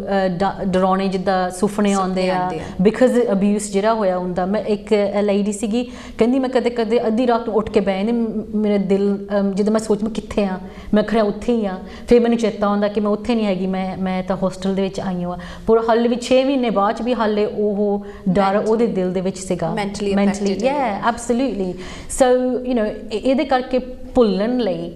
ਕਿੰਨੀ ਵਾਰੀ ਲੋਕੀ ਡਰੱਗਸ ਜਾਂ ਐਲਕੋਹਲ ਨੂੰ ਹੱਥ ਲਾਉਂਦੇ ਆ। ਫਿਰ ਐਂਡ ਉਹਨਾਂ ਸਿਚੁਏਸ਼ਨ ਦੇ ਵਿੱਚ ਇਟ ਇਜ਼ਨਟ ਦੇਅਰ ਫॉर, ਉਹ ਟਰਾਈ ਕਰਦੇ ਕਿ ਜਿੱਦਾਂ ਵੀ ਅਸੀਂ ਕਰ ਸਕਣ, ਯੂ ਨੋ ਅਸੀਂ ਟਰਾਈ ਕਰਦੇ ਕਿ ਐਵਰੀ ਡੇ ਸਾਡਾ ਟਾਈਮ ਲੰਘੀ ਜਾਵੇ। ਵਿੱਚ ਬੱਚੇ ਵੀ ਆ ਜਾਂਦੇ ਆ ਫਿਰ, ਐਂਡ ਇਫ ਯੂ ਆਰ ਐਲਕੋਹੋਲਿਕ ਫਿਰ ਤੁਸੀਂ ਬੱਚਿਆਂ ਦਾ ਕਿੱਦਾਂ ਤੁਸੀਂ ਲੁੱਕ ਆਫਟਰ ਕਰੋਗੇ। ਐਂਡ ਉਹਦੇ ਕਰਕੇ ਫਿਰ ਸੋਸ਼ਲ ਸਰਵਿਸਿਜ਼ ਇਨਵੋਲਵ ਹੋ ਜਾਂਦੇ ਆ, ਜਾਂ ਹੋਰ ਵਾਈਡਰ ਯੂ ਨੋ। ਸੋ ਇਸ not easy question ਜਿਹੜੀ ਹੈ, ਕਾਫੀ complicated question ਆ, ਆਨਸਰ ਕਰਨਾ ਇੰਨਾ ਈਜ਼ੀ ਨਹੀਂ ਹੈਗਾ ਬਿਕਾਜ਼ ਸਾਰੇ ਆਪਣੀ ਪ੍ਰੋਟੈਕਸ਼ਨ ਲਈ, ਆਪਣੀ ਸੇਫਟੀ ਲਈ ਡਿਫਰੈਂਟ ਪ੍ਰੋਸੀਜਰ ਅਲੱਗ ਤਰੀਕੇ ਯੂਜ਼ ਕਰਦੇ, ਸੇਫਟੀ ਲਈ ਰੋਡ ਕ੍ਰੋਸ ਕਰਨ ਦੀ ਅਲੱਗ ਤਰੀਕਾ ਯੂਜ਼ ਕਰਦਾ ਹੈ, ਐਬਸੋਲੂਟਲੀ। ਤੇ ਆਪਣੇ ਆਪ ਨੂੰ ਸੇਫ ਰੱਖਣ ਨੂੰ ਲੋਕੀ ਇਹੀ ਅਲੱਗ ਤਰੀਕਾ ਯੂਜ਼ ਕਰਦੇ ਆ। ਸੋ ਜਿਹੜੇ ਅਬਿਊਜ਼ ਕਰਦੇ ਨੇ ਜਾਂ ਵਿਕਟਿਮਸ ਨੇ, ਦੋਵੇਂ ਯੂਜ਼ ਕਰ ਸਕਦੇ ਨੇ ਬੇਸਿਕਲੀ, ਐਲਕੋਹਲ ਤੇ ਡਰੱਗਸ ਦੋਵੇਂ। ਅਸੀਂ ਆਈ ਮੀਨ ਜ਼ਿਆਦਾਤਰ ਲੋਕੀ ਇਹ ਸੋਚਦੇ ਨੇ ਵੀ ਜਿਹੜਾ ਬੰਦਾ ਸ਼ਰਾਬ ਪੀਂਦਾ ਜਾਂ ਡਰੱਗਸ ਪੀਂਦਾ ਉਹੀ ਅਬਿਊਜ਼ ਕਰਦਾ ਹੈਗਾ, ਉਹ ਦੂਸਰੇ ਨੂੰ ਕੰਟਰੋਲ ਕਰਨ ਵਾਸਤੇ ਵੀ, ਯੂ ਨੋ। ਜਾਂ ਸਾਡੀ ਇੱਕ ਮੈਂਟੈਲਿਟੀ ਇਹ ਵੀ ਬਣੀ ਹੋਈ ਹੈ ਸੁਦੇਸ਼ ਕਿ ਇਹਨੇ ਸ਼ਰਾਬ ਪੀਤੀ ਸੀ ਇਸ ਕਰਕੇ ਥੋੜਾ ਜਿਹਾ ਇਹਦਾ ਯੂ ਨੋ ਦਿਮਾਗ ਫਿਰਿਆ ਹੋਇਆ। Certain words we use which is not really you know we shouldn't be using, but ਉਹਦੇ ਵਿੱਚ ਇਹ ਹੋ ਜਾਂਦਾ ਕਿ ਕਈ ਵਾਰੀ ਅਸੀਂ ਆਪਣਾ ਦੇਖਦੇ ਆ ਵੀ ਸਾਨੂੰ ਕੀ ਠੀਕ ਲੱਗਦਾ, ਅਸੀਂ ਉਸ ਪਰਸਨ ਦੇ ਨਾਲ ਹਮੇਸ਼ਾ ਲਈ ਰਹਿਣਾ ਵੀ ਚਾਹੁੰਦੇ ਆ, ਤਾਂ ਵੀ ਇਹ ਕੇਸ ਹੋ ਜਾਂਦਾ ਕਿ ਅਸੀਂ ਉਹਦੀ ਜਿਹੜੀ ਬੁਰਾਈਆਂ ਨੇ ਉਹਦੇ ਤੇ ਪਰਦਾ ਪਾਉਣ ਦੀ ਕੋਸ਼ਿਸ਼ ਕਰਦੇ ਆ। ਹਾਂਜੀ, ਬਿਕਾਜ਼ ਐਕਚੁਅਲੀ ਮੋਸਟ ਲੇਡੀਜ਼, ਜਿੱਥੇ ਤੱਕ ਮੈਂ ਦੇਖਿਆ ਆਪਣੀ ਜਿਹੜੀ ਪੰਜਾਬੀ ਲੇਡੀਜ਼ ਆ, ਉਹ ਪਹਿਲਾਂ ਤਾਂ ਇਹੀ ਕੋਸ਼ਿਸ਼ ਕਰਦੀਆਂ ਕਿ ਜਿੱਦਾਂ ਵੀ ਹੋ ਸਕਦੇ ਕਿ ਬੰਦਾ ਬਦਲ ਜਾਵੇ, ਯੂ ਨੋ ਕਿ ਅਸੀਂ ਉਹ ਚਾਹੁੰਦੀਆਂ ਨਹੀਂ ਕਿ ਅਸੀਂ ਰਿਲੇਸ਼ਨ ਦੇ ਵਿੱਚ ਬ੍ਰੇਕਡਾਊਨ ਹੋਵੇ ਜਾਂ ਅਸੀਂ ਡਿਵੋਰਸ ਲਈਏ। ਉਹ ਚਾਹੁੰਦੀਆਂ ਕਿ ਜੋ ਇਹ ਟਰਬਲ ਹੋ ਰਹੀ ਹੈ ਉਹ ਰੁਕ ਜਾਵੇ, ਜਾਂ ਗਾਲਾਂ ਕੱਢਣ ਤੋਂ ਹਟ ਜਾਵੇ, ਜਾਂ ਪੀਣ ਤੋਂ ਹਟ ਜਾਵੇ। ਉਹ ਪਹਿਲਾਂ ਇਹ ਚਾਹੁੰਦੀਆਂ। ਸੋ ਯੂ ਨੋ ਜੇ ਆਦਮੀ ਹੈਲਪ ਲੈ ਸਕਦਾ ਕਿ ਕਿਸੇ ਜਗ੍ਹਾ ਤੋਂ, ਤਾਂ ਫਿਰ it wood B good for them, ਹੈ ਨਾ। ਇਸ ਕਰਕੇ ਅਸੀਂ, ਮੈਂ ਤਾਂ ਹੀ ਕਹਿੰਦੀ ਕਿ ਅਸੀਂ ਕਦੇ ਕਿਸੇ ਨੂੰ ਫੋਰਸ ਨਹੀਂ ਕਰਦੇ ਕਿ ਤੁਸੀਂ ਨਿਕਲੋ, ਭਾਵੇਂ ਜੋ ਵੀ ਕਿੰਨਾ ਵੀ ਡੇਂਜਰਸ ਹੋਵੇ। ਅਸੀਂ ਉਹਨਾਂ ਨੂੰ ਸਮਝਾ ਸਕਦੇ ਕਿ ਤੁਹਾਡੇ ਲਈ ਕਿੰਨੀ ਡੇਂਜਰਸ ਆ, ਬਿਕਾਜ਼ ਐਕਚੁਅਲੀ ਸਾਨੂੰ ਪਤਾ ਕਿ ਔਰਤਾਂ ਦੀ ਆਪਣੀ ਲਾਈਫ ਵੀ ਜਾ ਸਕਦੀ ਹੈ ਨਾ ਕਦੇ ਕਦੇ। But for most women they want to be safe, they want the children to be safe, and they want to live a happy life, that's all, you know. And so if we can help people to make that happen, that would be good. But it's not always the case, because most domestic abuse ਹੌਲੀ ਵੱਧਦਾ ਆ। ਸੋ ਤਰੀਕਾ abuse ਕਰਨੇ ਨਾਲੇ ਜ਼ਿਆਦਾ pressure ਪਾਉਣ ਲੱਗ ਪੈਂਦੇ ਲੋਕੀ, ਜਾਂ ਫਿਰ ਜਿਹੜੀ ਫਿਜ਼ੀਕਲ ਅਬਿਊਜ਼ ਆ ਉਹ ਜ਼ਿਆਦਾ ਹੱਦ ਤੋਂ ਬਾਹਰ ਚਲ ਜਾਂਦੀ ਆ। ਐਂਡ ਜਦੋਂ ਕੋਈ ਕੰਟਰੋਲ ਲੂਜ਼ ਕਰ ਦਿੰਦਾ, ਬਿਕਾਜ਼ ਐਕਚੁਅਲੀ ਜਿੱਦਾਂ ਸਾਨੂੰ ਪਤਾ ਕਿ ਐਵਰੀ ਵੀਕ ਇੱਥੇ 2 ਲੇਡੀਜ਼ ਇੰਗਲੈਂਡ ਦੇ ਵਿੱਚ ਉਹਨਾਂ ਦੀ ਡੈਥ ਹੁੰਦੀ ਆ ਡੋਮੈਸਟਿਕ ਅਬਿਊਜ਼ ਦੇ ਕਰਕੇ। ਉਹਨਾਂ ਦਾ ਐਕਚੁਅਲੀ ਮਰਡਰ ਹੁੰਦਾ, ਡੈਥ ਇਕੱਲੀ ਡੈਥ ਨਹੀਂ ਹੈਗੀ, ਕਿਸੇ ਨੇ ਉਹਨਾਂ ਦੇ ਹਸਬੈਂਡ ਨੇ ਮਰਡਰ ਕੀਤਾ ਹੁੰਦਾ। ਸੋ ਐਵਰੀ ਵੀਕ 2 ਲੇਡੀਜ਼ ਆਪਣੀ ਲਾਈਫ ਲੂਜ਼ ਕਰਦੀਆਂ। ਐਂਡ ਮੋਸਟਲੀ ਜਦੋਂ ਉਹ ਛੱਡ ਕੇ ਜਾਂਦੀਆਂ ਉਸ ਵੇਲੇ, ਜਾਂ ਉਹ ਤੋਂ ਅੱਗੇ ਜਿਹੜਾ ਸਾਲ ਲੰਘਦਾ ਆ ਸੈਪਰੇਸ਼ਨ ਤੋਂ ਬਾਅਦ, ਉਹਦੇ ਵਿੱਚ ਇਹ ਡੈਥ ਹੁੰਦੀਆਂ ਆ, ਮਰਡਰਸ ਹੁੰਦੇ ਆ। So it's very dangerous for women to leave actually, because ਬੰਦਾ ਜਿਹੜੇ ਉਹ ਬੰਦੇ ਜਿਹਨੇ ਆਹ ਮਰਡਰ ਕੀਤੇ ਆ, ਉਹਨੂੰ ਕੰਟਰੋਲ ਲੂਜ਼ ਹੋ ਜਾਂਦਾ ਆ। ਸੋ ਯੂ ਨੋ ਮੈਡਨੈਸ ਦੇ ਵਿੱਚ ਜਾਂ ਗੁੱਸੇ ਦੇ ਵਿੱਚ ਜਿਹੜਾ ਉਹ ਇੱਦਾਂ ਕਰਦੇ ਆ, ਤਾਂ ਲੇਡੀਜ਼ ਐਂਡ ਬੱਚੇ ਕਦੇ ਕਦੇ ਉਹਨਾਂ ਦੀ ਡੈਥ ਹੋ ਜਾਂਦੀ ਆ। ਕਈ ਵਾਰੀ ਸੁਦੇਸ਼ ਆਪਾਂ ਵੇਖਦੇ ਕਿ ਵੂਮਨ ਨੂੰ ਇੰਨਾ ਅਬਿਊਜ਼ ਕੀਤਾ ਜਾਂਦਾ, she is bleeding, then she is coming back again, she go to certain places as well to get help as well, and but then ਸਾਰੀ ਹੈਲਪ ਵੀ ਅਰੇਂਜ ਹੋ ਜਾਂਦੀ ਹੈ, ਸਭ ਕੁਛ ਉਹਦੇ ਲਈ ਕੀਤਾ ਜਾਂਦਾ, ਬਟ ਸ਼ੀ ਦੈਨ ਗੋ ਬੈਕ ਟੂ ਦੈਟ ਮੈਨ ਅਗੇਨ। ਕੀ ਰੀਜ਼ਨ ਹੈ ਕਿ ਉਹ ਕਿਉਂ ਨਹੀਂ ਲੀਵ ਕਰਨਾ ਚਾਹੁੰਦੀ ਹੁੰਦੀ? What are the main reasons that she doesn't want to leave that? So many reasons again, because actually ਜਦੋਂ ਅਸੀਂ ਇੰਨਾ ਟਾਈਮ ਕਿਸੇ ਦੇ ਨਾਲ ਅਸੀਂ ਗੁਜ਼ਾਰਦੇ ਆ, ਤਾਂ there's an emotional attachment there, ਹੈ ਨਾ। and just because your husband is abusive doesn't mean you don't love them. So often it's because they tell you they're going to change, okay, they're going to get help, and then and then they ਉਹ ਮੰਨ ਜਾਂਦੀਆਂ ਫਿਰ ਚਲੇ ਜਾਂਦੀਆਂ ਮੁੜ ਕੇ ਘਰ ਨੂੰ and actually research ਦੱਸਦੀ ਹੈ ਸਾਨੂੰ ਕਿ somebody is abused 35 times on average 35 times average before they actually ਪਹਿਲੀ ਵਾਰੀ ਰਿਪੋਰਟ ਜਦੋਂ ਕਰਦੇ ਆ so ਸਾਨੂੰ ਇਹ ਵੀ ਪਤਾ ਕਿੰਨੇ ਲੋਕੀ ਕਿੰਨੇ ਸਾਲ abuse ਚੱਲਦਾ ਤਾਂ ਫਿਰ ਵੀ ਨਹੀਂ ਰਿਪੋਰਟ ਕਰਦੇ ਹੈਗੇ so it's a case of ਜਿਹੜੀ ਸਾਡੀ especially ਆਪਣੀ community ਦੇ ਵਿੱਚ ਅਸੀਂ ਜਦੋਂ born ਹੁੰਦੇ ਆ ਅਸੀਂ ਉਹ ਕਰਦੇ ਜਦੋਂ ਸਾਡੇ parents ਕਹਿੰਦੇ ਆ ਦੱਸਿਆ so ਉਹ ਤੋਂ ਬਾਅਦ ਅਸੀਂ ਸਾਡਾ ਵਿਆਹ ਹੋ ਜਾਂਦੇ ਆ ਸਾਡੇ parents ਕਹਿੰਦੇ ਉਹ ਹੁਣ ਤੁਹਾਡੇ family ਆ ਤੁਹਾਡਾ husband ਆ ਤੁਸੀਂ ਉਹੀ ਕਰਨਾ ਜਿੱਦਾਂ ਉਹ ਕਹਿੰਦੇ ਆ and actually ਸਾਨੂੰ ਸਿੱਖਿਆ ਇਹੀ ਦਿੱਤੀ ਹੁੰਦੀ ਆ ਕਿ ਤੁਸੀਂ ਹਮੇਸ਼ਾ ਕਿਸੇ ਤੇ rely ਕਰਨਾ ਹੈ ਆਪਣੀ independence ਨਹੀਂ ਤੁਸੀਂ ਆਪ ਨਾ ਸੋਚੋ ਜੋ ਤੁਹਾਡੇ parents ਨੇ ਦੱਸਿਆ ਜਾਂ ਗਾ ਜਿਹੜੇ ਤੁਹਾਡੇ ਸਹੁਰੇ ਜਾਂ husband ਦੱਸਦੇ ਆ ਉਹਨਾਂ ਨੂੰ ਫੋਲੋ ਕਰਨਾ ਹਾਂਜੀ ਸੋ ਇਹਦੇ ਕਰਕੇ ਫਿਰ ਕਿੰਨੀ ਵਾਰੀ ਸਾਡੀ ਜਿਹੜੀ ਫਾਈਨੈਂਸ਼ੀਅਲ ਕੌਨਫੀਡੈਂਸ ਹੁੰਦੀ ਆ ਜਾਂ ਇੰਡੀਪੈਂਡੈਂਸ ਹੁੰਦੀ ਆ ਸਾਡੇ ਕੋਲ ਉਹ ਹੁੰਦੀ ਨਹੀਂ ਇਟਸ ਵੈਰੀ ਵੀਕ ਜਾਂ ਸਾਡੇ ਕੋਲ ਰੈਜ਼ਿਲੀਅੰਸ ਨਹੀਂ ਇਮੋਸ਼ਨਲ ਰੈਜ਼ਿਲੀਅੰਸ ਨਹੀਂ ਹੈਗਾ ਬਿਕਾਜ਼ ਅਸੀਂ ਆਪਣੇ ਆਪ ਦੇ ਵਿੱਚ ਖੁਦ ਆਪਣੇ ਆਪ ਦੇ ਵਿੱਚ ਗਰੋ ਨਹੀਂ ਕੀਤਾ some women don't know who they are because ਉਹਨੇ ਹਮੇਸ਼ਾ ਦੂਜਿਆਂ ਦਾ ਸੁਣਿਆ ਆਪਣਾ ਨਹੀਂ ਸੁਣਿਆ ਆਪਣੇ ਦਿਮਾਗ ਦਾ ਨਹੀਂ ਸੁਣਿਆ ਆਪਣੇ ਦਿਲ ਦਾ ਨਹੀਂ ਸੁਣਿਆ ਸੋ ਉਹਨਾਂ ਨੂੰ ਇਹ ਵੀ ਨਹੀਂ ਪਤਾ ਕਿ ਡਿਸੀਜਨ ਕਿੱਦਾਂ ਬਣਾਉਣਾ ਬਿਕਾਜ਼ ਉਹਨੇ ਹਮੇਸ਼ਾ ਦੂਜੇ ਨੂੰ ਪੁੱਛਿਆ ਸੋ ਇਹਦੇ ਕਰਕੇ ਜਿਹੜੀ ਇੰਡੀਪੈਂਡੈਂਸ ਆ ਖੁਦ ਆਪਣੇ ਘਰ ਦੇ ਵਿੱਚ ਰਹਿਣਾ ਆਪਣੇ ਬਿਲਸ ਪੇ ਕਰਨੇ ਕੰਮ ਕਰਨਾ ਐਵਰੀਥਿੰਗ ਕਿੰਨੇ ਕੋਲ ਐਕਸਪੀਰੀਅੰਸ ਨਹੀਂ ਹੁੰਦਾ ਤਾਂ ਉਹਦੇ ਕਰਕੇ ਲੋਕਾਂ ਨੂੰ ਉਹਨੂੰ ਲੇਡੀਜ਼ ਨੂੰ ਘਬਰਾਹਟ ਬਹੁਤ ਹੁੰਦੀ ਆ ਕਿ ਅਸੀਂ ਕਿੱਦਾਂ ਕੋਪ ਕਰਾਂਗੇ ਅਸੀਂ ਕਿੱਦਾਂ ਰਹਾਂਗੇ ਸੋ ਇਸ ਕਰਕੇ ਵੀ ਚਲ ਜਾਂਦੀਆਂ ਮੁੜ ਕੇ ਐਂਡ ਕਦੇ ਬੱਚੇ ਵੀ ਪ੍ਰੈਸ਼ਰ ਪਾਉਂਦੇ ਆ ਕਿ ਮੇਰੇ ਰਿਸ਼ਤੇਦਾਰ ਅਸੀਂ ਕਜ਼ਨਸ ਨੂੰ ਨਹੀਂ ਦੇਖ ਸਕਦੇ ਜਾਂ ਮੈਨੂੰ ਆਪਣਾ ਸਕੂਲ ਛੱਡਣਾ ਪੈਣਾ ਮੈਂ ਆਪਣੇ ਫਰੈਂਡਸ ਛੱਡਿਆ and actually dad's not that bad ਕਿਉਂਕਿ ਡੈਡ ਸਾਨੂੰ ਪਲੇ ਸਟੇਸ਼ਨ ਲੈ ਕੇ ਦਿੰਦਾ ਜਾਂ ਗੇਮਸ ਲੈ ਕੇ ਦਿੰਦਾ ਖੇਡਾਂ ਲੈ ਕੇ ਦਿੰਦਾ so they think it's not that bad and they put pressure on as well and so the mum gives in or can ਮੈਂ ਹੋਰ ਟਾਈਮ ਕੱਢ ਲੂੰਗੀ ਹੈ ਨਾ and so ਬਹੁਤ different reasons are ਜਿਹਦੇ ਕਰਕੇ ਉਹ ਮੁੜ ਕੇ ਜਾਂਦੀਆਂ but mainly all they want is the abuse to stop the main purpose is that hope that work out one day ਕਿ ਪਤਾ ਲੱਗੇ ਕਿ ਕਿਸ ਤਰੀਕੇ ਦੇ ਨਾਲ ਅਬਿਊਜ਼ਮੈਂਟ ਰਾਈਟ ਤਰੀਕੇ ਦੇ ਨਾਲ ਅਸੀਂ ਸਟਾਪ ਕਰ ਸਕਦੇ ਹਾਂ ਭਾਵੇਂ ਉਹ ਲੇਡੀਜ਼ ਦੇ ਨਾਲ ਹੈ ਮੈਨਸ ਦੇ ਨਾਲ ਹੈ ਚਿਲਡਰਨ ਜਾਂ ਐਡਲਟ ਦੇ ਨਾਲ ਹੈ there should be a way and hopefully we will reach there one day we hope so ਅਸੀਂ ਕਿਹਨੂੰ ਕਹਾਂਗੇ ਵੀ ਰਿਸਪੌਂਸਿਬਲ ਕੌਣ ਹੈ ਵਾਇਲੈਂਸ ਜਿਹੜਾ ਹੁੰਦਾ ਕਿਹਨੂੰ ਰਿਸਪੌਂਸਿਬਿਲਿਟੀ ਦਾਂਗੇ ਕਿ ਸਾਡੀ ਐਜੂਕੇਸ਼ਨ 'ਚ ਕੁਝ ਇਹੋ ਜਿਹਾ ਬਦਲਾਵ ਹੈ ਜਾਂ it's what's really a main reason for that responsibility is for everybody I think ਕਿਸੇ ਨੂੰ ਸੇਫਗਾਰਡ ਕਰਨਾ ਸਾਰਿਆਂ ਦੀ ਰਿਸਪੌਂਸਿਬਿਲਿਟੀ ਆ ਭਾਵੇਂ ਤੁਸੀਂ ਤੁਹਾਡੇ ਕੰਮ ਦੇ ਵਿੱਚ ਹੋਊਗਾ ਜਾਂ ਤੁਹਾਡੇ ਘਰ ਦੇ ਵਿੱਚ ਤੁਹਾਡੀ ਰਿਸ਼ਤੇਦਾਰੀ ਦੇ ਵਿੱਚ ਤੁਸੀਂ ਸਪੀਕ ਅਪ ਕਰੋ ਜੇ ਤੁਸੀਂ ਕੁਝ ਦੇਖਦੇ ਆ ਕੁਝ ਗਲਤ ਆ ਕਿ ਤੁਸੀਂ ਕਹੋ ਉਹਨਾਂ ਨੂੰ ਕਿ ਆਹ ਗਲਤ ਆ ਤੁਹਾਨੂੰ ਐਦਾਂ ਨਹੀਂ ਕਰਨਾ ਚਾਹੀਦਾ ਕਿੰਨੇ ਲੋਕੀ ਸੋਚਦੇ ਕਿ ਸਾਡੀ ਬਿਜ਼ਨਸ ਨਹੀਂ ਹੈਗੀ ਇਹਦੇ ਵਿੱਚ ਜਿੱਦਾਂ ਮਰਜ਼ੀ ਉਹਨਾਂ ਦੇ ਘਰ ਦੀ ਗੱਲ ਆ ਜਿੱਦਾਂ ਮਰਜ਼ੀ ਹੋਈ ਜਾਵੇ ਜਾਂ ਫਿਰ ਕਿੰਨੇ ਲੋਕੀ ਸੋਚਦੇ ਆ ਕਿ ਉਹ ਕਿੰਨਾ ਚੰਗਾ ਆ ਉਹਦੇ ਕਿੰਨੇ ਘੰਟੇ ਕੰਮ ਕਰਦਾ ਆ ਉਹਦੇ ਕੋਲ ਇੰਨਾ ਸੋਹਣਾ ਘਰ ਆ ਉਹਨੂੰ ਕੱਪੜੇ ਮਿਲਦੇ ਆ ਰੋਟੀ ਮਿਲਦੀ ਆ ਕਿ ਉਹਨੂੰ ਪ੍ਰੋਬਲਮ ਕੀ ਆ ਹੈ ਨਾ ਉਹਦੇ ਵਿੱਚ ਲੇਡੀ ਦੇ ਵਿੱਚ ਕੁਝ ਗਲਤੀ ਹੋਣੀ ਆ ਕੋਈ ਖੋਟ ਹੋਣਾ ਉਹਦੇ ਵਿੱਚ ਕਿ ਜਿਹਦੇ ਕਰਕੇ ਆਦਮੀ ਇੱਦਾਂ ਕਰਦਾ ਐਂਡ ਐਕਚੁਅਲੀ ਜਿਹੜੇ ਅਬਿਊਜ਼ ਹੁੰਦਾ ਉਹ ਹਮੇਸ਼ਾ ਅਬਿਊਜ਼ਰ ਦੀ ਰਿਸਪੌਂਸਿਬਿਲਿਟੀ ਆ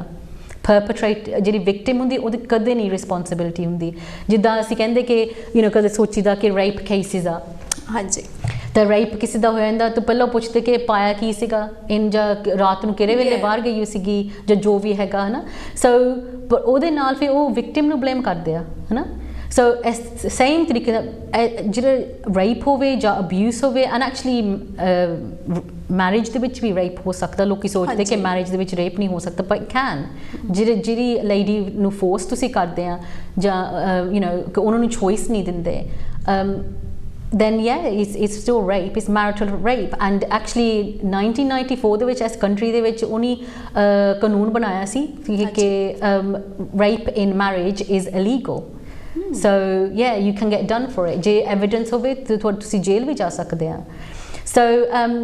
we must always ensure that ਜਿਹੜਾ perpetrator ਹੈਗਾ ਆ ਜਿਹੜੀ abuse ਆ ਉਹ ਹਮੇਸ਼ਾ perpetrator ਦੀ responsibility ਆ ਹੋਰ ਕਿਸੇ ਦੀ responsibility ਨਹੀਂ ਹੈਗੀ so ਕਰਕੇ ਬਿਕਾਜ਼ ਜੇ ਤੁਹਾਨੂੰ ਗੁੱਸਾ ਆਉਂਦਾ ਤੁਸੀਂ ਬਾਹਰ ਚਲੇ ਜਾਓ ਤੁਸੀਂ ਸਾਹ ਲੈ ਲਓ ਹੈਗੀ ਹੈ exactly So you don't do that to everybody, do you? ਅਗਰ ਤੁਸੀਂ ਇੱਕੋ ਪਰਸਨ ਨੂੰ ਚੂਜ਼ ਕਰਕੇ ਉਹਦੇ ਤੇ ਇੱਕ ਨਿਸ਼ਾਨਾ ਤਾਕ ਰਹੇ ਹੋ ਤੇ ਤੁਸੀਂ ਸੋਚ ਸਮਝ ਕੇ ਕਰ ਰਹੇ ਹੋ, ਸੋਚ ਸਮਝ ਕੇ ਤੁਹਾਡੀ ਚੋਇਸ ਆ। ਤੇ ਸੁਦੇਸ਼ ਇੱਕ ਹੋਰ ਕੁਐਸਚਨ ਹੈਗਾ ਵੀ ਜਿੱਦਾਂ ਕਿ ਆਪਾਂ ਕਹਿੰਦੇ ਆ ਕਿ ਵਾਇਲੈਂਸ ਐਜ਼ ਫਿਜ਼ੀਕਲੀ ਇਮੋਸ਼ਨਲੀ ਕਈ ਲੋਕੀ ਫੋਨ ਅੱਜ ਕੱਲ੍ਹ ਜਿਹੜਾ ਹੈਗਾ ਉਹ ਬਹੁਤ ਯੂਜ਼ ਕਰਦੇ ਆ, ਦੇ ਮੇਕ ਮੂਵੀਜ਼ ਆਫ ਯੂ, ਉਹ ਕਿੱਥੇ ਤੱਕ ਹੈਗਾ ਕਿ ਲਾਈਕ ਉਹਦਾ ਕੀ ਕਾਨੂੰਨ ਹੈਗਾ ਕਿ they get done for it certain time they post on media is well, what's that? So ਹੁਣ there is legislation, so ਕਿਸੇ ਦੀ ਫਿਲਮ ਬਣਾ ਕੇ ਤਾਂ ਉਹਨਾਂ ਦੀ ਉਹ ਵੀਡੀਓ ਫੁਟੇਜ ਜਾਂ ਫੋਟੋਆਂ ਕਿਸੇ ਦੇ ਨਾਲ ਸ਼ੇਅਰ ਕਰਨੀਆਂ ਉਹਨਾਂ ਦੀ ਪਰਮਿਸ਼ਨ ਤੋਂ ਬਗੈਰ is now a legal offence, and actually ਤੁਹਾਨੂੰ ਜੇਲ੍ਹ ਵੀ ਹੋ ਸਕਦੀ ਹੈ ਤੇ ਫਾਈਨ ਵੀ ਹੋ ਸਕਦਾ, 2 ਸਾਲ ਦੀ ਜੇਲ੍ਹ ਹੋ ਸਕਦੀ ਹੈ ਜੇ ਤੁਸੀਂ ਇੱਦਾਂ ਕਰੋਗੇ। ਐਂਡ ਐਕਚੁਅਲੀ ਜੇ ਤੁਸੀਂ ਈਵਨ ਜੇ ਜਿੱਦਾਂ ਸੋਚਿਆ ਜਾਵੇ ਕਿ ਕੋਈ ਕਿਸੇ ਦੀ ਫੋਟੋ ਖਿੱਚਦਾ ਆਪਣੀ ਫਰੈਂਡ ਨੂੰ ਭੇਜ ਦਿੰਦੇ ਆ, ਤਾਂ ਉਹਨਾਂ ਦੇ ਫਰੈਂਡ ਅੱਗੇ ਹੋਰ ਕਿੰਨੇ ਲੋਕਾਂ ਨੂੰ ਭੇਜ ਦਿੰਦੇ ਆ, ਜਿਹੜਾ ਫਰੈਂਡ ਆ ਉਹਨਾਂ ਤੇ ਨਹੀਂ ਕੇਸ ਹੋਣਾ, ਜਿਹਨੇ ਭੇਜੀ ਸੀ ਪਹਿਲਾਂ, ਜਿਹਨੇ ਖਿੱਚੀ ਸੀ ਫਰਸਟ ਵਨ, ਉਹਨਾਂ ਤੇ ਕੇਸ ਹੋਣਾ ਆ।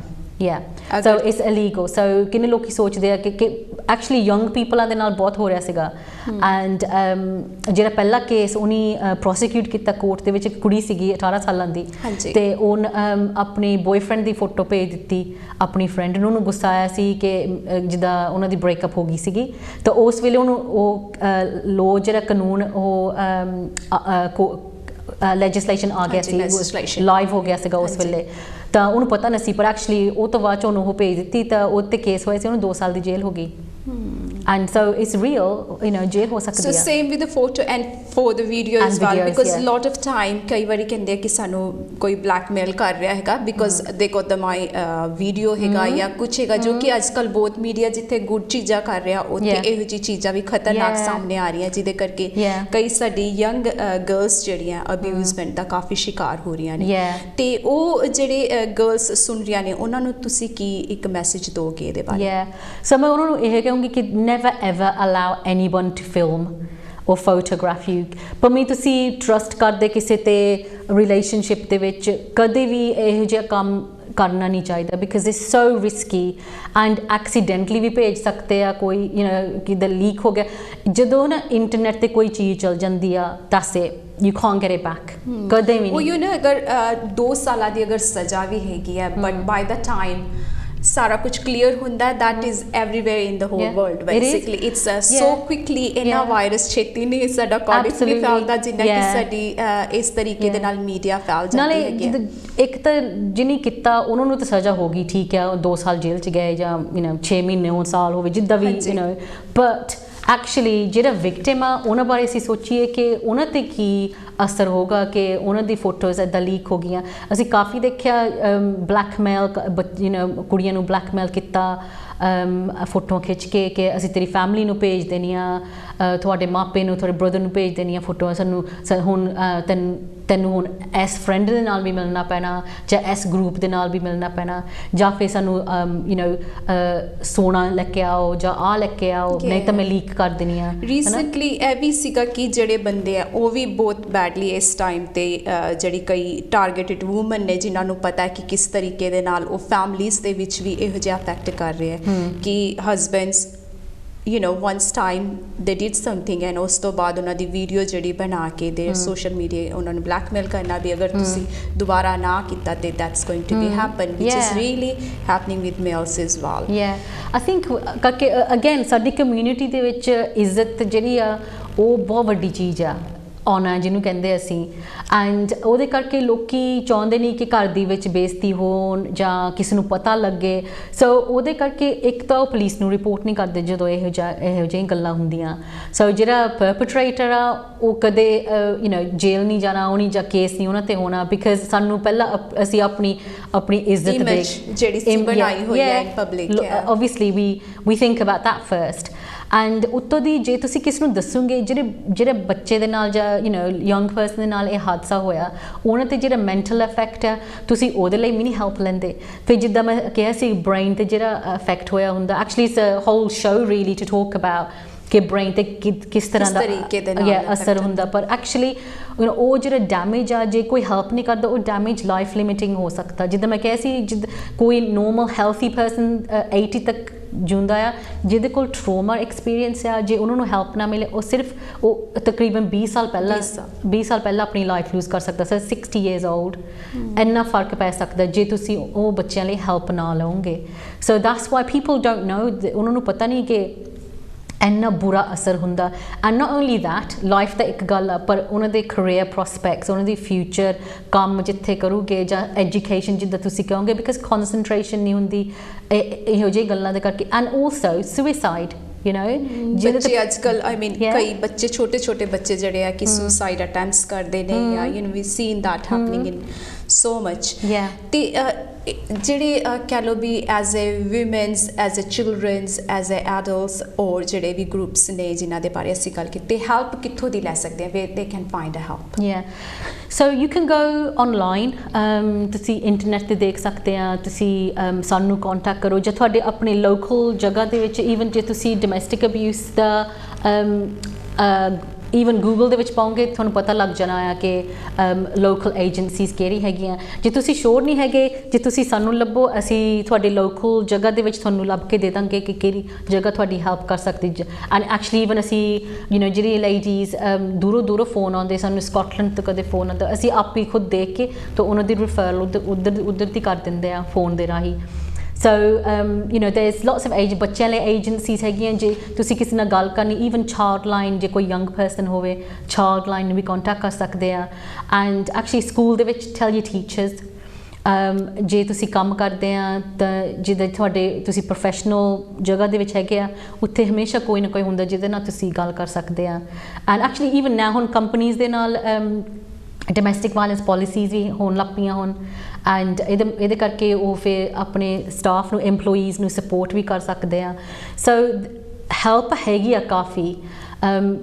ਬਸ ਇਹੀ ਆ ਕਿ ਤੁਹਾਨੂੰ ਹਿੰਮਤ ਕਰਕੇ ਫੋਨ ਚੱਕਣਾ ਪੈਣਾ ਜਾਂ ਕਿਸੇ ਨਾਲ ਗੱਲ ਕਰਨੀ ਪੈਣੀ ਆ। ਐਂਡ ਘਬਰਾਉਣ ਦੀ ਗੱਲ ਨਹੀਂ ਹੈਗੀ, ਕਿਸੇ ਨੇ ਤੁਹਾਨੂੰ ਫੋਰਸ ਨਹੀਂ ਕਰਨਾ ਕੁਛ ਕਰਨ ਨੂੰ, ਸਿਰਫ ਜੇ ਤੁਸੀਂ ਚਾਹੁੰਦੇ ਕਿ ਤੁਸੀਂ ਕਿਸੇ ਨਾਲ ਗੱਲ ਕਰੋ, ਤੁਸੀਂ ਸਿਰਫ ਗੱਲ ਕਰ ਸਕਦੇ। ਈਵਨ ਜੇ ਤੁਸੀਂ ਆਪਣਾ ਨਾਮ ਹੀ ਨਹੀਂ ਦੇਣਾ, ਨਾਮ ਹੀ ਨਾ ਦੇਵੋ, ਹੈ ਨਾ, ਪਰ ਤੁਸੀਂ ਐਟਲੀਸਟ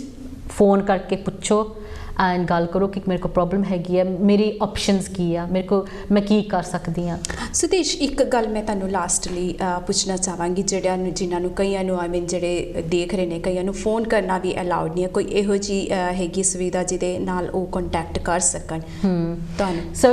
ਕਰਕੇ ਬਿਕਾਜ਼ ਸਾਡੇ ਕੋਲ ਫੇਸਬੁੱਕ ਹੈਗਾ, ਤੁਸੀਂ ਕੁਆਇਟਲੀ ਮੈਸੇਜ ਵੀ ਕਰ ਸਕਦੇ ਆ ਸਾਨੂੰ। ਐਕਚੁਅਲੀ ਮੇਰੇ ਕੋਲ ਇੱਕ ਨੋਸ ਤੋਂ ਕੇਸ ਆਇਆ ਸੀ, ਤਾਂ ਉਹ ਕਹਿੰਦੀ ਸੀ ਕਿ ਮੈਂ ਗੱਲ ਨਹੀਂ ਕਰ ਸਕਦੀ, ਪਰ ਮੈਨੂੰ ਟੈਕਸਟ ਮੈਸੇਜ 'ਤੇ ਮੈਂ ਗੱਲ ਕਰ ਸਕਦੀ ਹਾਂ। ਤਾਂ ਫਿਰ ਮੈਂ ਪੁੱਛ ਸਕਦੀ ਉਹਨੂੰ ਕਿ ਕਿਹੜੇ ਵਜੇ ਸੇਫ ਆ ਫੋਨ ਕਰਨੇ ਨੂੰ, ਜਾਂ ਫਿਰ ਅਸੀਂ ਟੈਕਸਟ ਦੇ ਉੱਤੇ ਗੱਲ ਕਰ ਸਕਦੇ, ਸਾਰਾ ਕੁਝ। ਐਨੀ ਮੈਸੇਜ ਜੋ ਤੁਸੀਂ ਸਾਡੇ ਲਿਸਨਰਸ ਨੂੰ ਤੇ ਦੇਖਣ ਵਾਲੇ ਵਿਊਅਰਸ ਨੂੰ ਦੇਣਾ ਚਾਹੋਗੇ? ਮੈਂ ਇਹੀ ਕਹਾਂਗੀ ਕਿ ਜੇ ਕਿਸੇ ਨਾਲ ਵੀ ਕੋਈ ਵੀ ਹਾਦਸਾ ਹੋਇਆ, ਜਾਂ ਫਿਰ ਤੁਹਾਨੂੰ ਇਹ ਐਕਚੁਅਲੀ ਈਵਨ ਸ਼ੋਰ ਨਹੀਂ ਹੈਗੇ ਤੁਸੀਂ, ਪਰ ਤੁਸੀਂ ਫੀਲ ਕਰਦੇ ਕੁਛ ਨਾ ਕੁਛ ਗਲਤ ਆ, ਤੁਸੀਂ ਸਾਨੂੰ ਕੰਟੈਕਟ ਕਰੋ। ਐਂਡ ਐਕਚੁਅਲੀ ਹੈਲਪ ਹੈਗੀ ਆ, ਤੇ ਸਾਇਲੈਂਸ ਦੇ ਵਿੱਚ ਤੁਸੀਂ ਸਫਰ ਨਾ ਕਰੋ। मैं अकेला ही चला था सफ़र पर, लोग मिलते गए और काफिला बनता गया। ਇਹਦੇ ਨਾਲ ਹੀ ਸਾਡਾ ਅੱਜ ਦਾ ਸਫ਼ਰ ਹਾਲ ਟੋਕ ਦਾ ਖਤਮ ਹੁੰਦਾ ਹੈ। ਮੇਰੇ ਤੇ ਸੁਦੇਸ਼ ਵੱਲੋਂ ਜੈ ਗੁਰਦੇਵ।